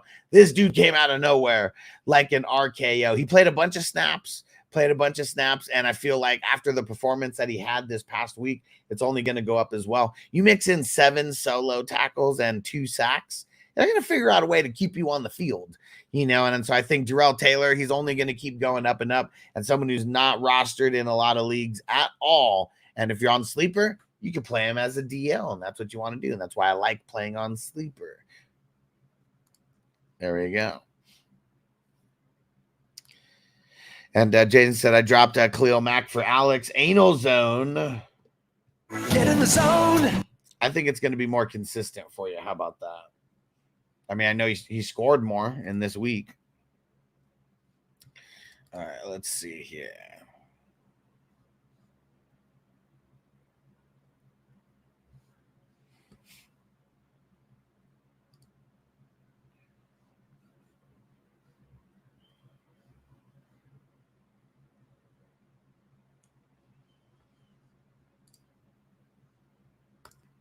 Now, this next guy, similar to Darrell Taylor, because if you play on ESPN, on Yahoo and all that, you can only lock in Andrew Van Ginkel as a linebacker. And I do say, pick him up. Pick him up! But if you play on Sleeper, you can actually pick him up and play him as a DL. And, oh, yeah, man, the value. Got 29 points this past week. He had the big sack. He had the touchdown. He had an INT. I mean, he was doing a little bit of it all. Not crazy amount of tackles, but he still mixed in 2 solo and 2 assisted tackles. But, yeah, mixed in with all the turnovers and everything, man. The Van Ginks, he was killing it. So go out there and pick him up. Pick him up!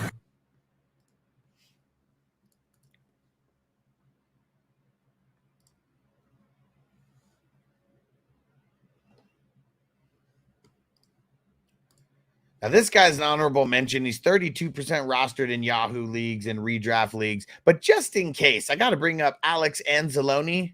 Get in the zone. A.K.A. the anal zone. If he's available in your leagues, go pick him up. This guy is a tackling machine, a tackling fool with the tackling fuel. Tackling fuel. So if somehow he's available, go pick him up. Pick him up! All right, let's see. Who else we got over here?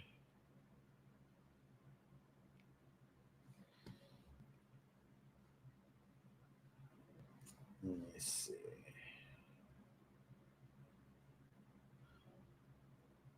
Why? All right, here we go.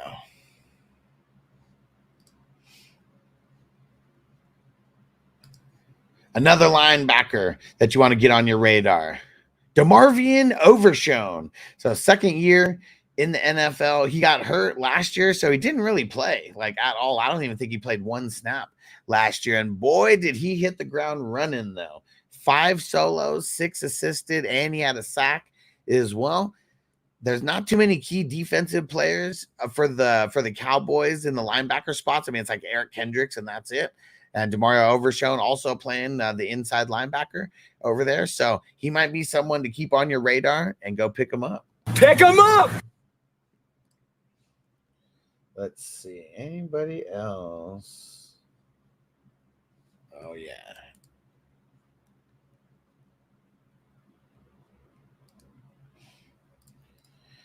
Mason worth picking up. Yep, of course he is. He wasn't available in he was only available, I mean, in like 41% of leagues or something, so I didn't even talk about him. Drop verse for Bond, probably. I mean, Bond's like not a long-term like guy. Like he might be someone who's like just good for this year.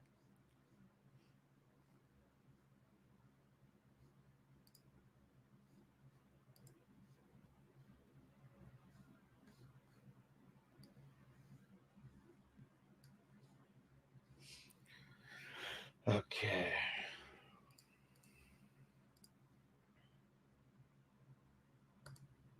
Another linebacker that you need to go pick up. He led the Arizona Cardinals in solo tackles this past week. He had 8 of them. He was on the field a lot.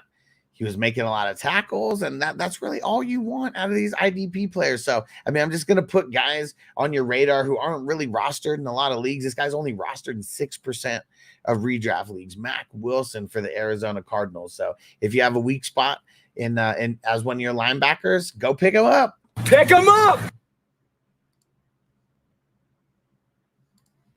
All right, peace out, Toyota One. We'll talk to you later, homie.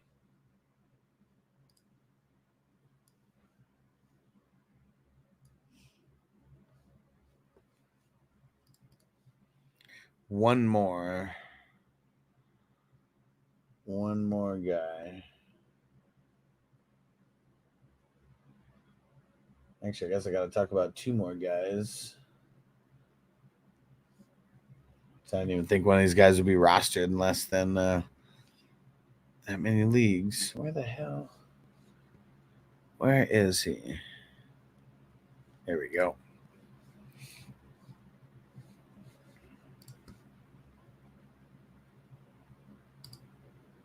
I got 2 more linebackers for you. Here goes. Joanna Man Bentley on the New England Patriots, pretty much playing the entire game. 7 solo tackles, 5 assisted, and had a half a sack. Teams are going to be grinding, trying to keep the ball away from the Patriots and running on them because that's one of their weak spots. I mean, they have a way better secondary than they do like front 7 like right now, I feel. And Joanna Man Bentley is the beneficiary of that. Lots of running back tackles. He's only rostered in 3% of redraft leagues. So go pick him up. Pick him up! What up, Theo? Marcos said, I already got Anal Zone, Levante, Wilson, Burns, Colson versus linebacker. So not sure if it makes sense to pick up Bond. Nah, you don't even need to pick him up.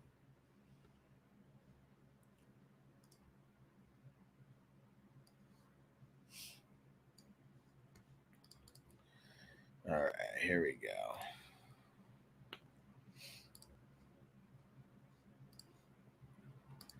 Last guy to mention here. I can't believe that Quay Walker is only rostered in 18% of leagues on Yahoo. So if he's available, go pick him up. Pick him up! He's a tackling machine. 7 solo tackles this past week, 4 assisted tackles. And I know that like there may be some people out there who like you playing like I don't know, leagues with like 15 IDP players or whatever. Like if you do, you need to be joining our community so you can get more of a breakdown anyways, because I'm trying to highlight people just for the whole IDP community in general. And I always try to highlight at least 1 or 2 players that are like rostered in 3% or less of leagues. So make sure you go join the community. If you need way deeper insight than this, go join the community at 420crew.com. And that's the end of it for the linebackers. We're going to jump into the DL next. Let's go.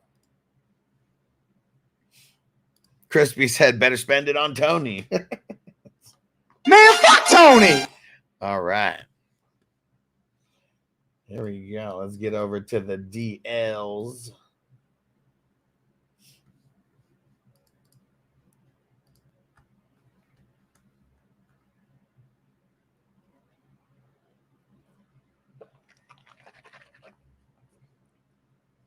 There we go.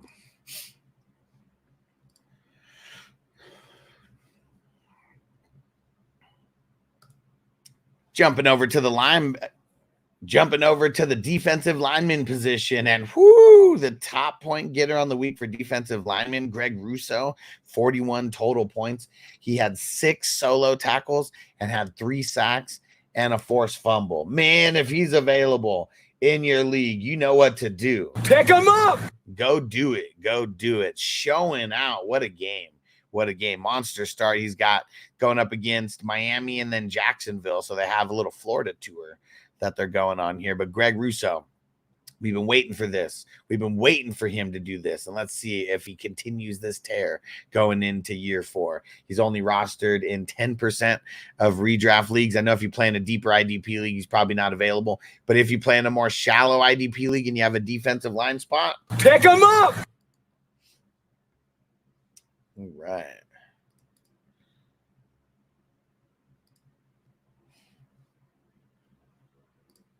There we go.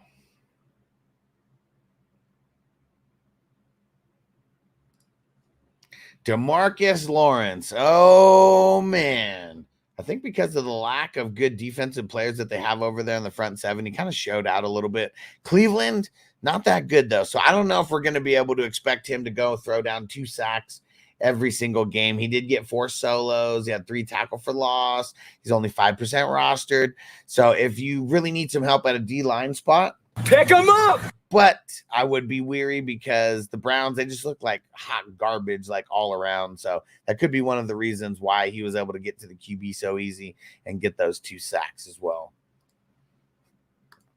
Hey, bro, I started Van Ginkel over Russo myself. Like, I've been waiting like 4 years for Russo to have a game like this. And now watch how many times I tell you to sit him after this.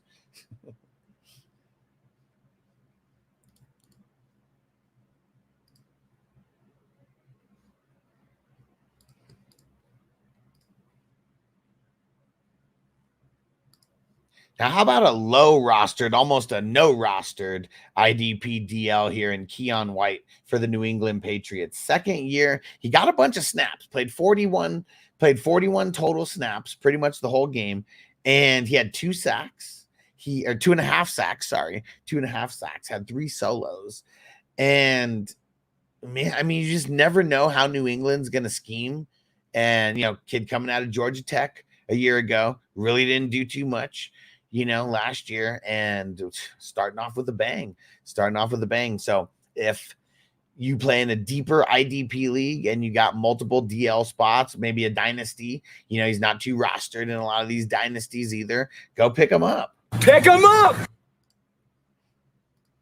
Start Hines Allen instead. And I mean, come on, man. Like, see on paper, like that's not even like a bad thing. Ended up kind of sucking,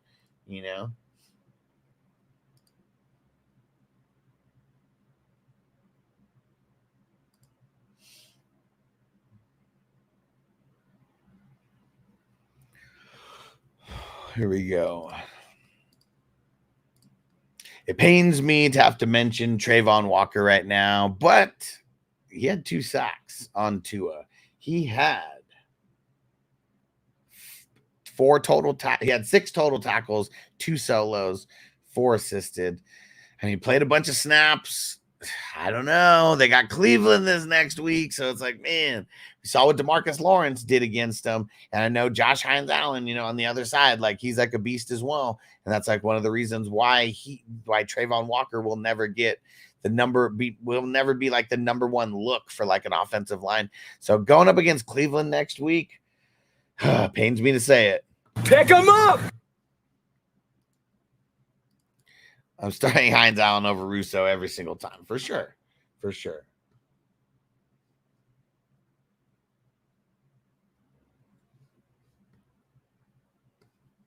All right. Where? There we go.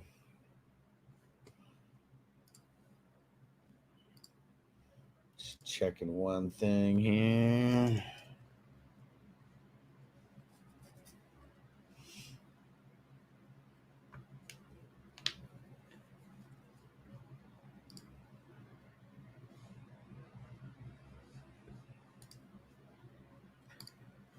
Mixing in a very deep D lineman here. Like this is more of like a dynasty. Like pick up Poona Ford. Poona Ford. He had the most snaps out of any of the defensive tackles for the Chargers. He only had 3 tackles. He mixed in an INT. But if he ends up getting the most snaps, over there, and Joey Bosa's like healthy, things like that, like maybe he ends up being a little bit more of a thing. This is a super deep DL ad. Is Poona Ford, more of a dynasty guy. Let's see.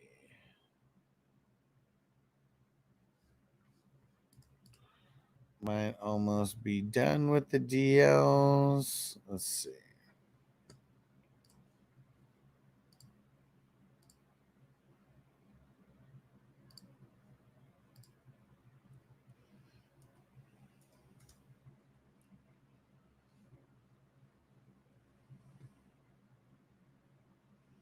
Okay.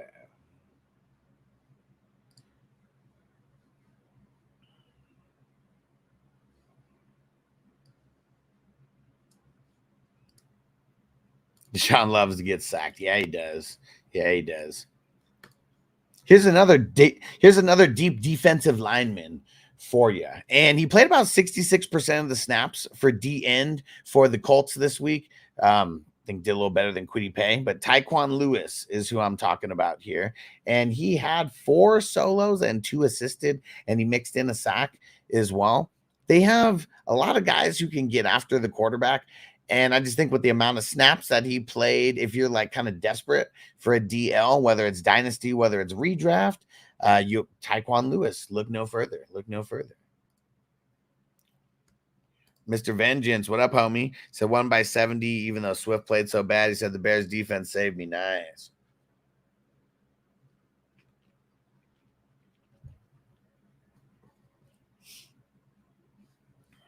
Oh, actually, one more.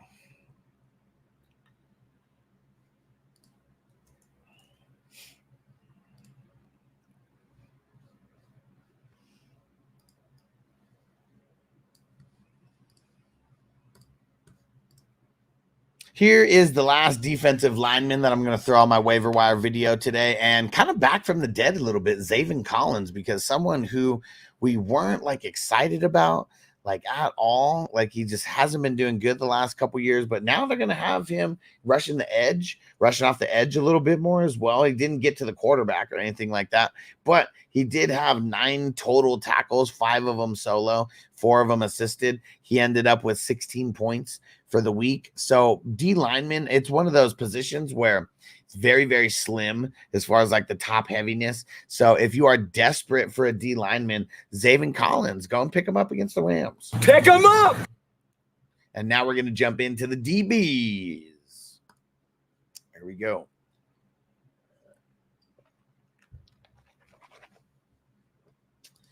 Dang it, I totally forgot to mark when I was jumping into the what's it called? To the DLs. Can someone go back and tell me? Never mind. I'll go back and figure it out.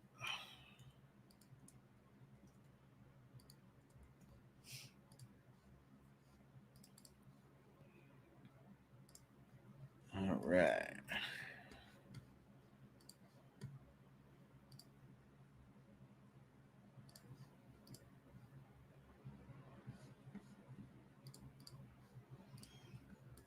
What up, Ron? We're doing the IDP, then smoking before we get out of here. You got perfect timing.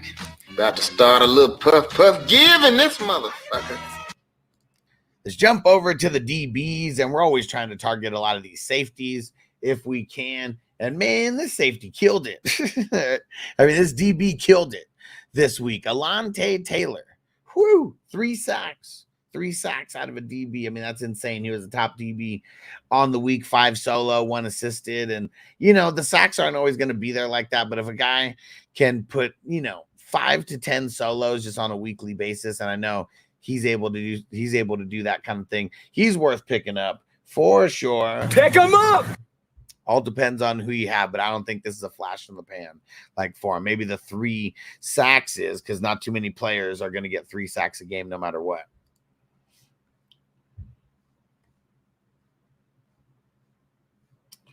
And Tony Adams, man, Tony Adams killed them.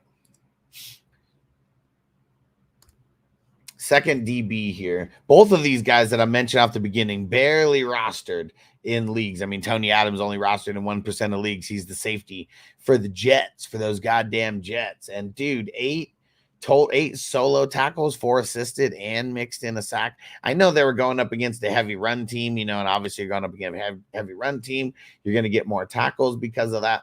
But Tony Adams, he plays a lot of snaps. I'm pretty sure he played 100% of snaps for them. And that's one of the things that you really need out of your IDP guys, especially your DBs. So Tony Adams. Pick him up.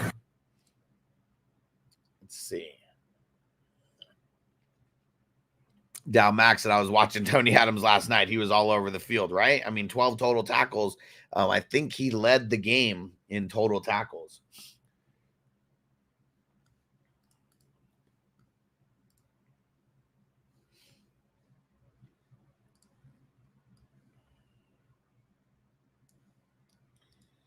Let's see here. Okay. This next guy, I'm really surprised. He's rostered in 25% of redraft leagues, Kassan Nixon. But if he's not rostered in the league that you play in, I would go pick him up. Pick him up. He's the nickelback for the Green Bay Packers, and he got a whole bunch of tackles, 6 solos and 1 assisted. He also mixed in a sack as well, had a tackle for loss on top of that one, so 2 tackles for loss. Kassan Nixon, man, I was a little hyped on him because of the return yards that he could be getting, and screw those return yards, man. If he's going to get 7 total tackles and a sack, you know, almost every game, he's definitely worth picking up. Pick him up. Oh, he said that's the Tony I was talking about. Well, we won't say fuck Tony about him.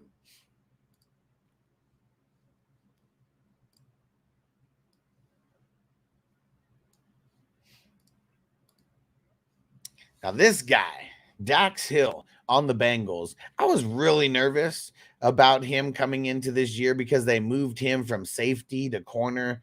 It didn't matter, though. He still threw down 27 points in week 1. He had 7 solo tackles. He mixed in a sack. I thought that it was going to be Jordan Battle, you know, over here. But even Dax Hill playing cornerback, go pick him up. Pick him up. He's going to be a great addition to your squad. A lot of tackles going to be coming for Dax Hill.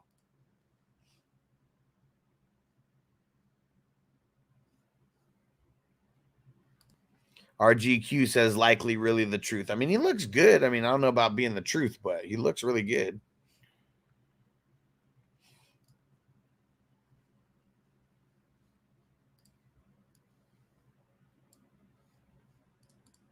Yeah, dude, it sucked, man. I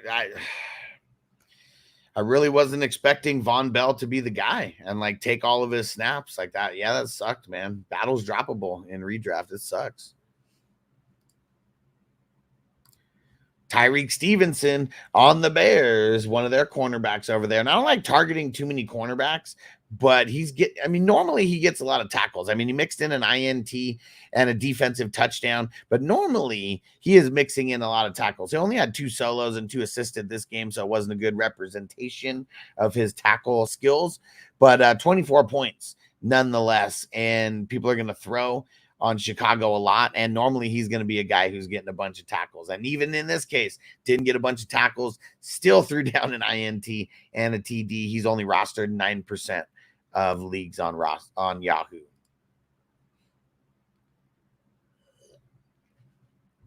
Our GQ, I lost week 1 with 30 seconds left in my game at the 49ers defense. I needed them to hold off the 13 points against. Man, lame.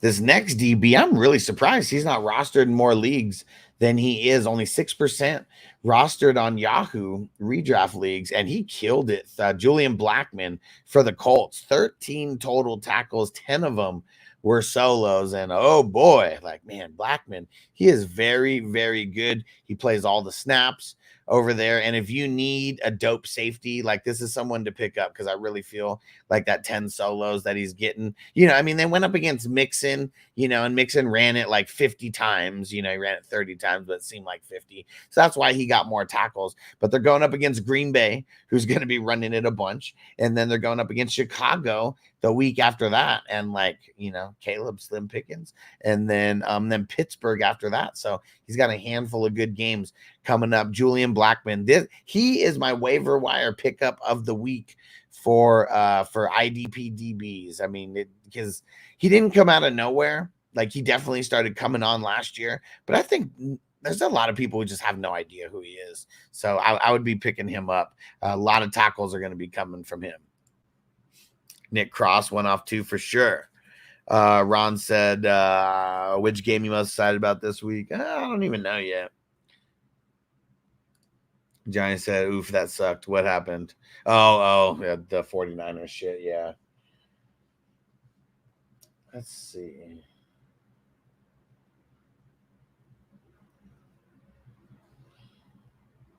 Yeah, and you know what? Maybe I'll just talk about Nick Cross right now.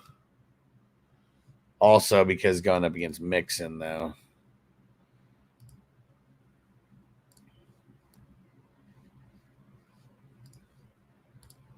And here's one of Blackmon's teammates, Nick Cross. He killed it. 14 total tackles, 8 of them solo, 6 assisted. Also, because he was going up against Joe Mixon. But that exact same schedule that I read out, he has the same schedule as well. So they are going to be going up against heavy run teams. So just someone else to get on your radar and pick up if you need to, just get more spots in your DB depth. Pick them up!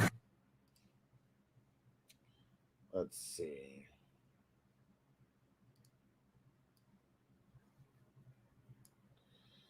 Who else? Who was a big one this week?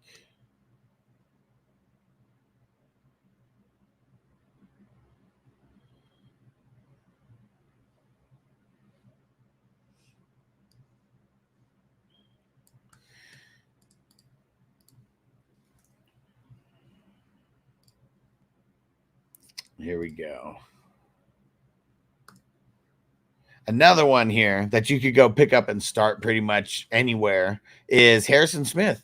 A lot of people forgot about Harrison Smith because of Cam Bynum and because of Josh Metellus, but Harrison Smith's an oldie but a goodie. He still holds it down. 3 receptions, 3 solo tackles, and 4 assisted tackles. Then he also mixed in an INT. They play 3 safeties a lot.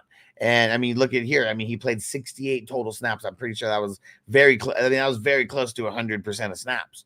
So yeah, it's go pick him up. Pick him up! He's been amazing for so many years, and he's not slowing down yet. All right, and then there's one other person. Oh yeah, I remember who it was. And there's one person that I needed to mention that I could not forget. It's the Rook. Actually, I might need to talk about both Rooks. Let me see. Hold on. What did Newman do?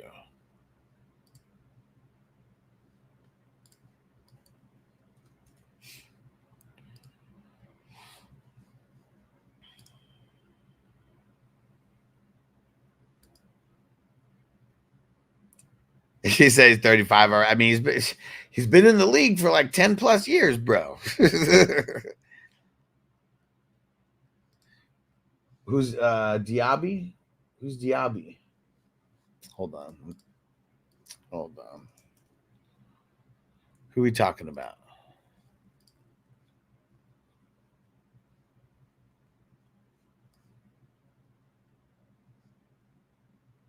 Is he gonna? I mean, is he gonna even be starting for them though?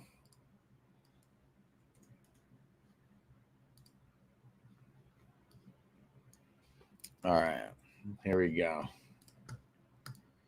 Last guy that I'm mentioning and getting on your radar here, a rook, Javon Bullard. Man, this kid killed it. And I don't know if you guys saw, but he laid the wood, a real big hit on A.J. Brown during the game, and the announcers were all highlighting shit and talking about it.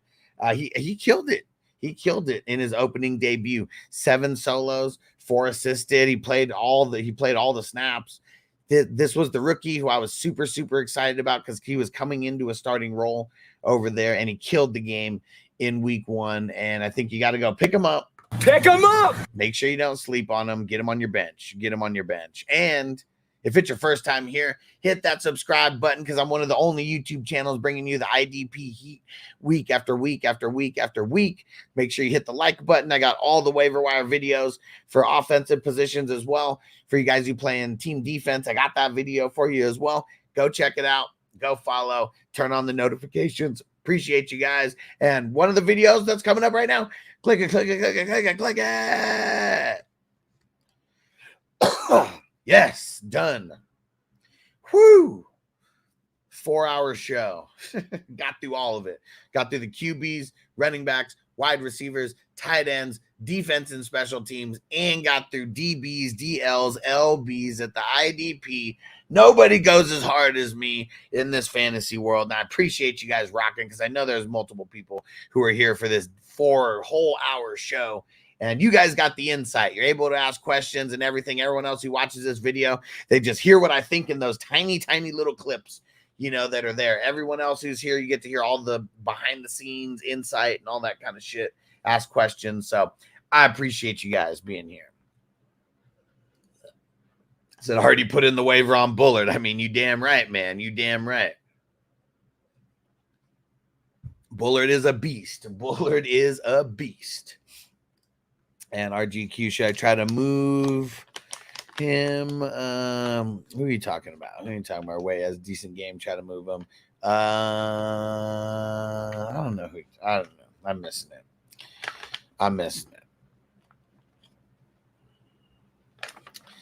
And Dalmax said, just wondering what side you'd rather have. Spears, Brooks, Flowers, Newbin, 25 third. Kyren, JSN, Dallas Turner, 25 second. I'd be getting the A side. Man, I mean, can I say neither? Can I say just keep the side that you have?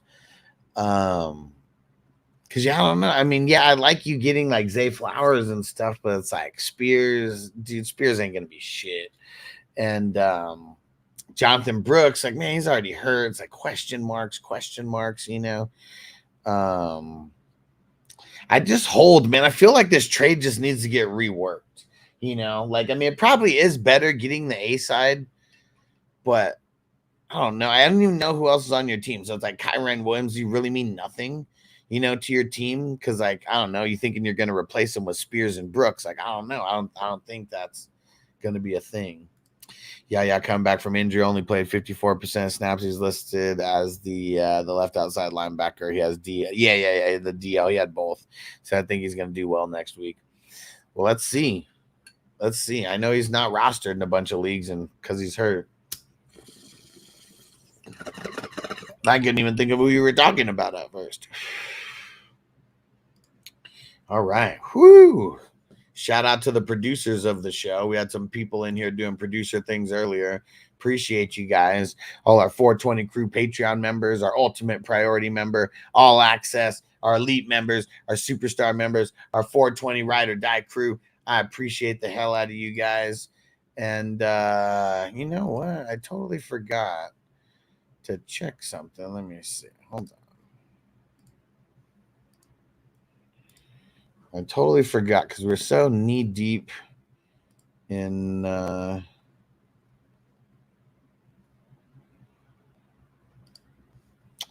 it doesn't look like. Thanks for hitting the like button, everybody. We have a lot of likes, and I haven't even been reminding people, too much about it today. I know we're gonna. Let me see. I'm gonna go check and see. I know we're getting close to where the memberships are going to be opening up. I just want to see before we get out of here for the day. Let me see. Oh fuck! It's my fault. Why we haven't done this? Hold on, guys. You want to stick around? You want to stick around?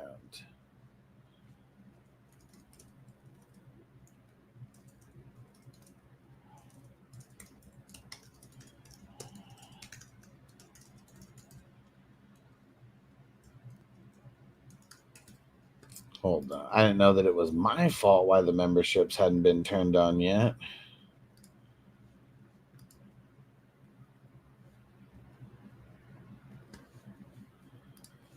Let's see. Did I do it?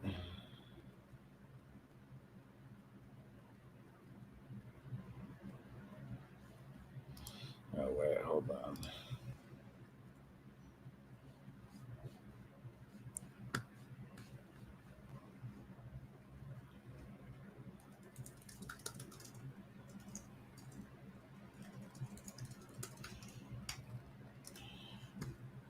Sorry, guys. I didn't. I should have done this before the show today.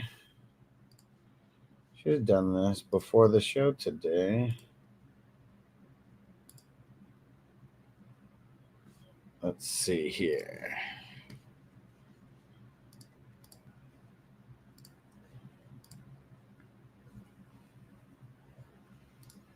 Let me see. Hold on. Okay, I need everybody to do me a favor. Who's in the chat right now? Who's in the chat right now? Who's going to be the first? Who's going to be the first to do it? You could join now as a YouTube member. Make sure you look at the tier. Make sure you look at the tier that you are on, okay? Make sure you look at the tier that you are on because you can get on a $3 tier, a $5 tier, $10 tier, and even higher and higher. And the higher the tier that you are on, the more entries that you get every single raffle. Every single raffle.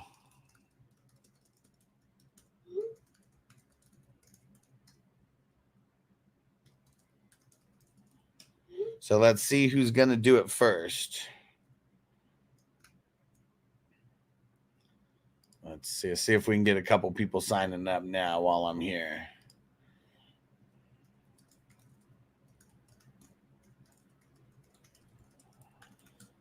All right, here we go.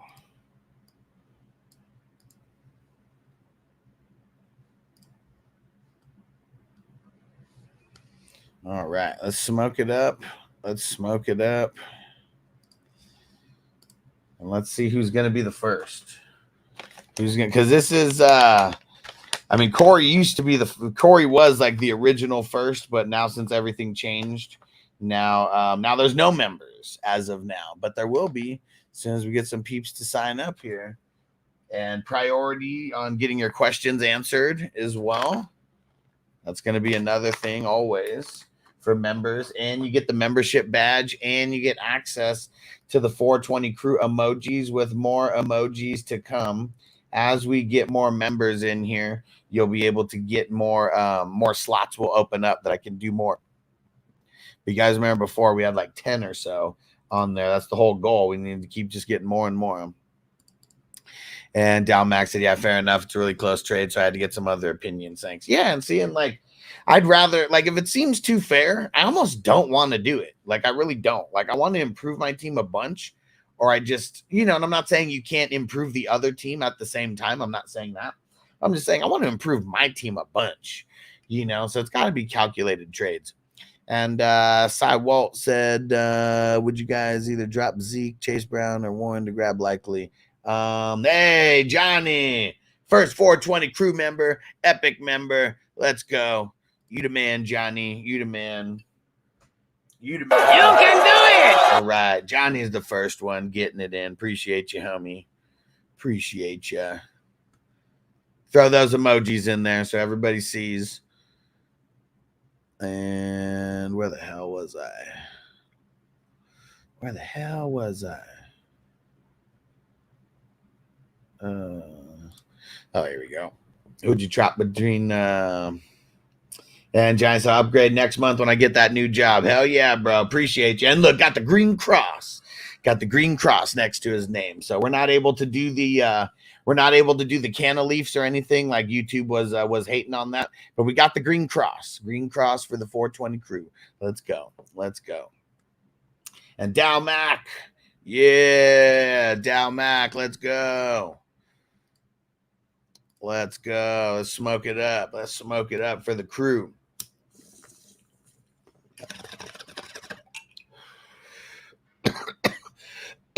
More emojis. More emojis coming. Literally just you guys signing up right now. I know you guys unlocked another emoji spot. Like for me, for sure. Because all we had to do is get 2 members before we can unlock a 5th spot. I was saving 1 spot right now. I wasn't sure what I wanted to do with that next one. But lots of emojis to come as we grow and grow. And appreciate you guys. The first 2 official new members of the 420 crew on YouTube. We're back. We're back. Finally got monetized again. This was a long time coming, but now we got the membership badges back. We're going to have, the dope emojis that you're going to be able to use anywhere. And shout out to whoever's hitting the heart over there. Go, go, go, go, go, go, go. Keep hitting it. Keep hitting it. Hell yeah. Appreciate you guys. Appreciate you guys. And this season, going to be the most lit season ever. Okay. I'm already saying it. Most lit season ever.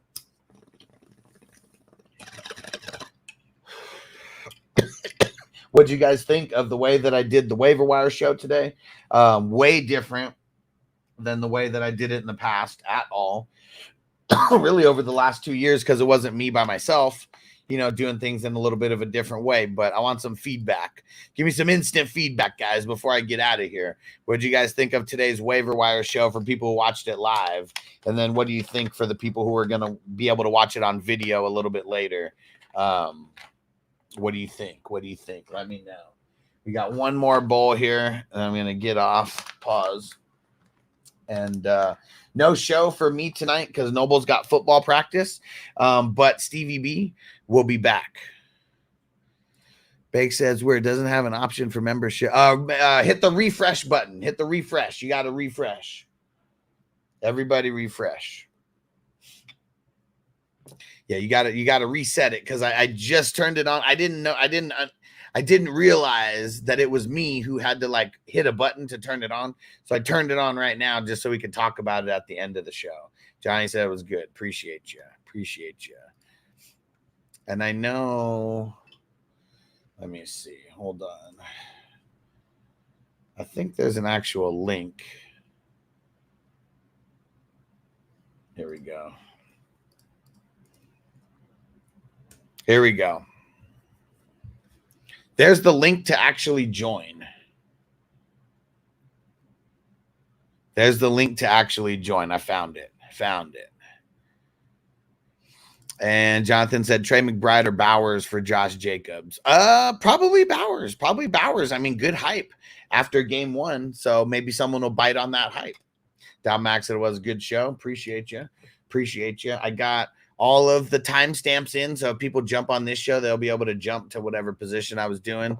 And what Johnny said the shorter videos will be good too. I'll check those out after you post them. Perfect. Yeah, literally as soon as I get off this, I'm gonna go start editing. So one more bowl, and yeah, we got multiple crew members with membership badges now. There we go. We need to get it to where eventually it's going to be nothing but membership badges, everywhere. And appreciate the hell out of you guys. Thanks, Johnny. Thanks, Dow Mac, for being the first ones to get signed up. Appreciate you. And we'll wait for Bakes because I think Bakes was about to do it right now. So we'll hit this bowl slowly, and we'll see if Bakes is going to go sign up because he said he was trying to. Just couldn't see the link. But I posted the link in the chat now. And if you hit the refresh button, it should be there. He said, going to share the cut up videos in the leagues I commission for sure. Appreciate you, homie. Yeah, I'm going to be working on, we'll get those cut up videos pretty soon. What's going to take the longest out of everything is going and cutting the, going and chopping them real quick. And Ketty said, always on point. Appreciate you. Charter said, great show. Definitely feels like fall now, right? We're back. I know, super long show in the future. I'm going to try to make it a lot shorter. I don't want to go like 4 hours every single Tuesday. Maybe I started a little bit earlier today. Maybe I need to start a little bit earlier. But yeah, it's fun, man. I'm here. And Crispy, my man, Crispy. Now we got 3 people who signed up, and we got 3 new members in their official 420 crew YouTube members. I like it. And there we go. Bake signed up as well. Man, we might have to do another couple bowls in here. Appreciate you guys. Appreciate you. We need everybody having the green cross. Everybody needs the green cross, the 420 crew back. And I think maybe what I might do is I might make like 420 crew like written somehow on the cross for like for future months, you know. It wouldn't let me do the 420 crew like Nug Leaf. It wouldn't let me do, you know, the Canna Leaf or anything like that. But the green cross will do. Everybody knows what that means. You know, we're back. We're back, baby. Let's go. Woo! And now that we had a handful of people join, right now it's gonna go unlock more emoji slots. So I'm gonna be working on. We just got to keep getting more, so we can keep unlocking more emoji slots, and I'll keep adding more. And you know, it's gonna be even more and more fun. Got to get this. Man, I wish Dotson was actually good. Now it might be the IDP Dotson that we use all that for. And Mike, so would you trade Brian Thomas Jr. and Najee for Connor and T? Yeah, I don't know. I'd probably just hold on that. Let's go. People sharing the emojis in the YouTube chat again. It sucks that it doesn't carry over like Twitch does. But man, you guys are the shit. Thanks for being the first ones. Thanks for being the day ones and always being always repping the 420 crew. Crispy, Bakes, Dalmac, Johnny. You guys are the shit. Much appreciated. Feels good. Feels good to be back, man. Feels good to be back. Johnny said, congrats, Hustler, for making it through to the other side. Said, no, it's been challenging. Proud of you, man. Independent hustles are what this country's all about. Hell yeah, bro. And this one was hard. Like, I swear, man, when I woke up on Monday, I woke up to go take a piss at like 5 o'clock in the morning. And like, I was like, you know what? Let me check and see if I got monetized. It's the morning now. It's like 8 o'clock on the East Coast.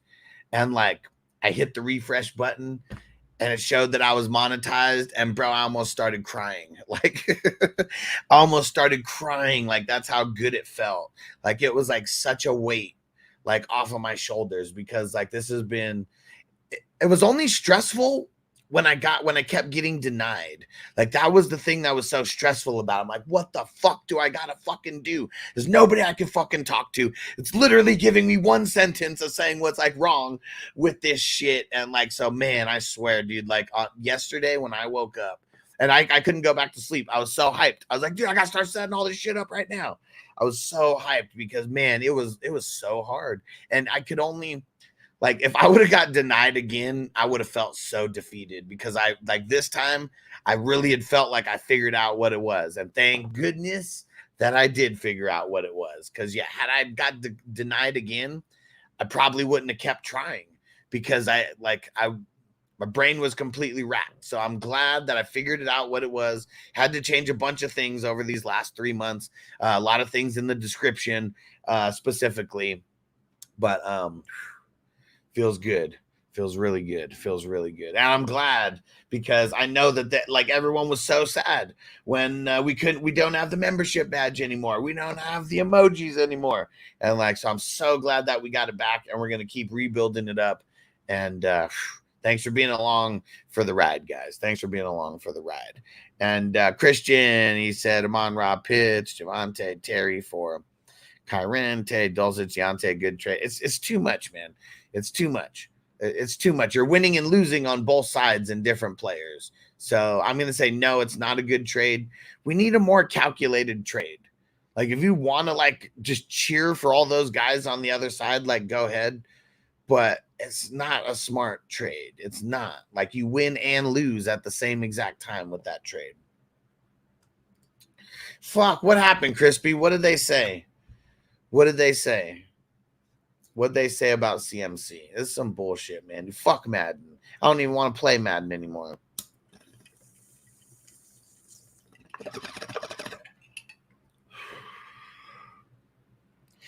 I wavered Mason in the vamp for sure.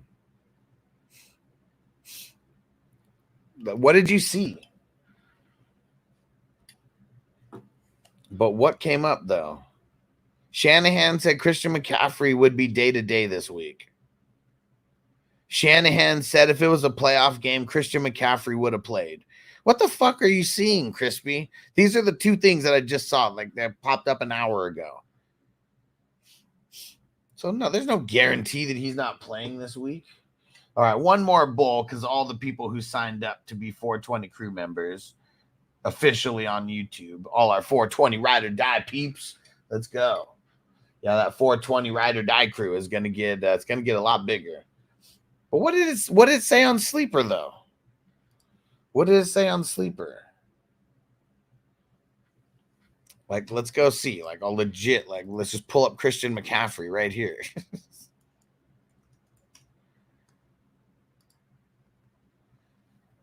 Yeah, he's deemed day to day. He's day to day. If they would have said week to week, that means he's probably not playing. But day to day means he's got a chance to play this week. If he gets a full go on practice, he's playing. Did 15 minutes ago, Sleeper dropped a post. Looks like there will be a really strong. What? I wonder if Sleeper's just trying to freak people out, make Jordan Mason keep going higher on the trending, you know? Man, we are back. We are back. I'm so excited, guys. I'm so excited. You have no idea.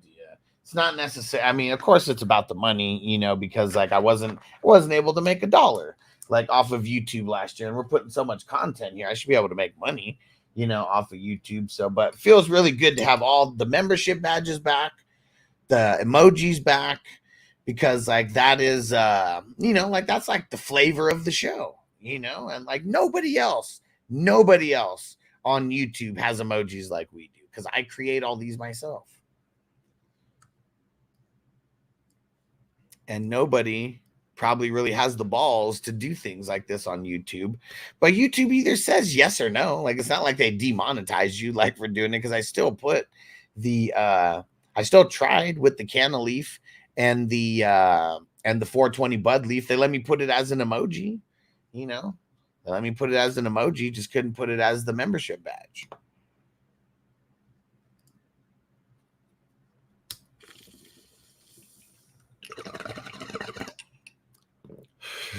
See, that's what I'm talking about, Johnny. The joint or the dab for the lunchtime toke. I like it. And it looks super lame when I pull it up here because it just has like the actual code of it. It doesn't have like the actual picture, but so dope, man. So dope. And Flash said, Andrew's likely. Who do I start? Think I'm overthinking it. Yeah, because it should just be likely as of right now. Like, maybe we'll hear more news about it, but after what we saw last week, it's like, how could it not be likely? All right, guys, I got to get out of here. I got to go start editing right now. I'm going to have to start this show a lot earlier on Tuesdays because, yeah, like right now I'm going to finish and we're going to post it, but it's like waivers are like pretty much done by the time we get done with this. So, yeah, next week we got faster and starting earlier. Two things, faster and starting earlier.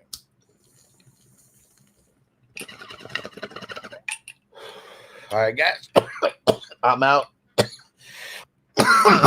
Woo! We'll see you tomorrow. Johnny said, great first waiver show of the season. Hell yeah, man. Appreciate you.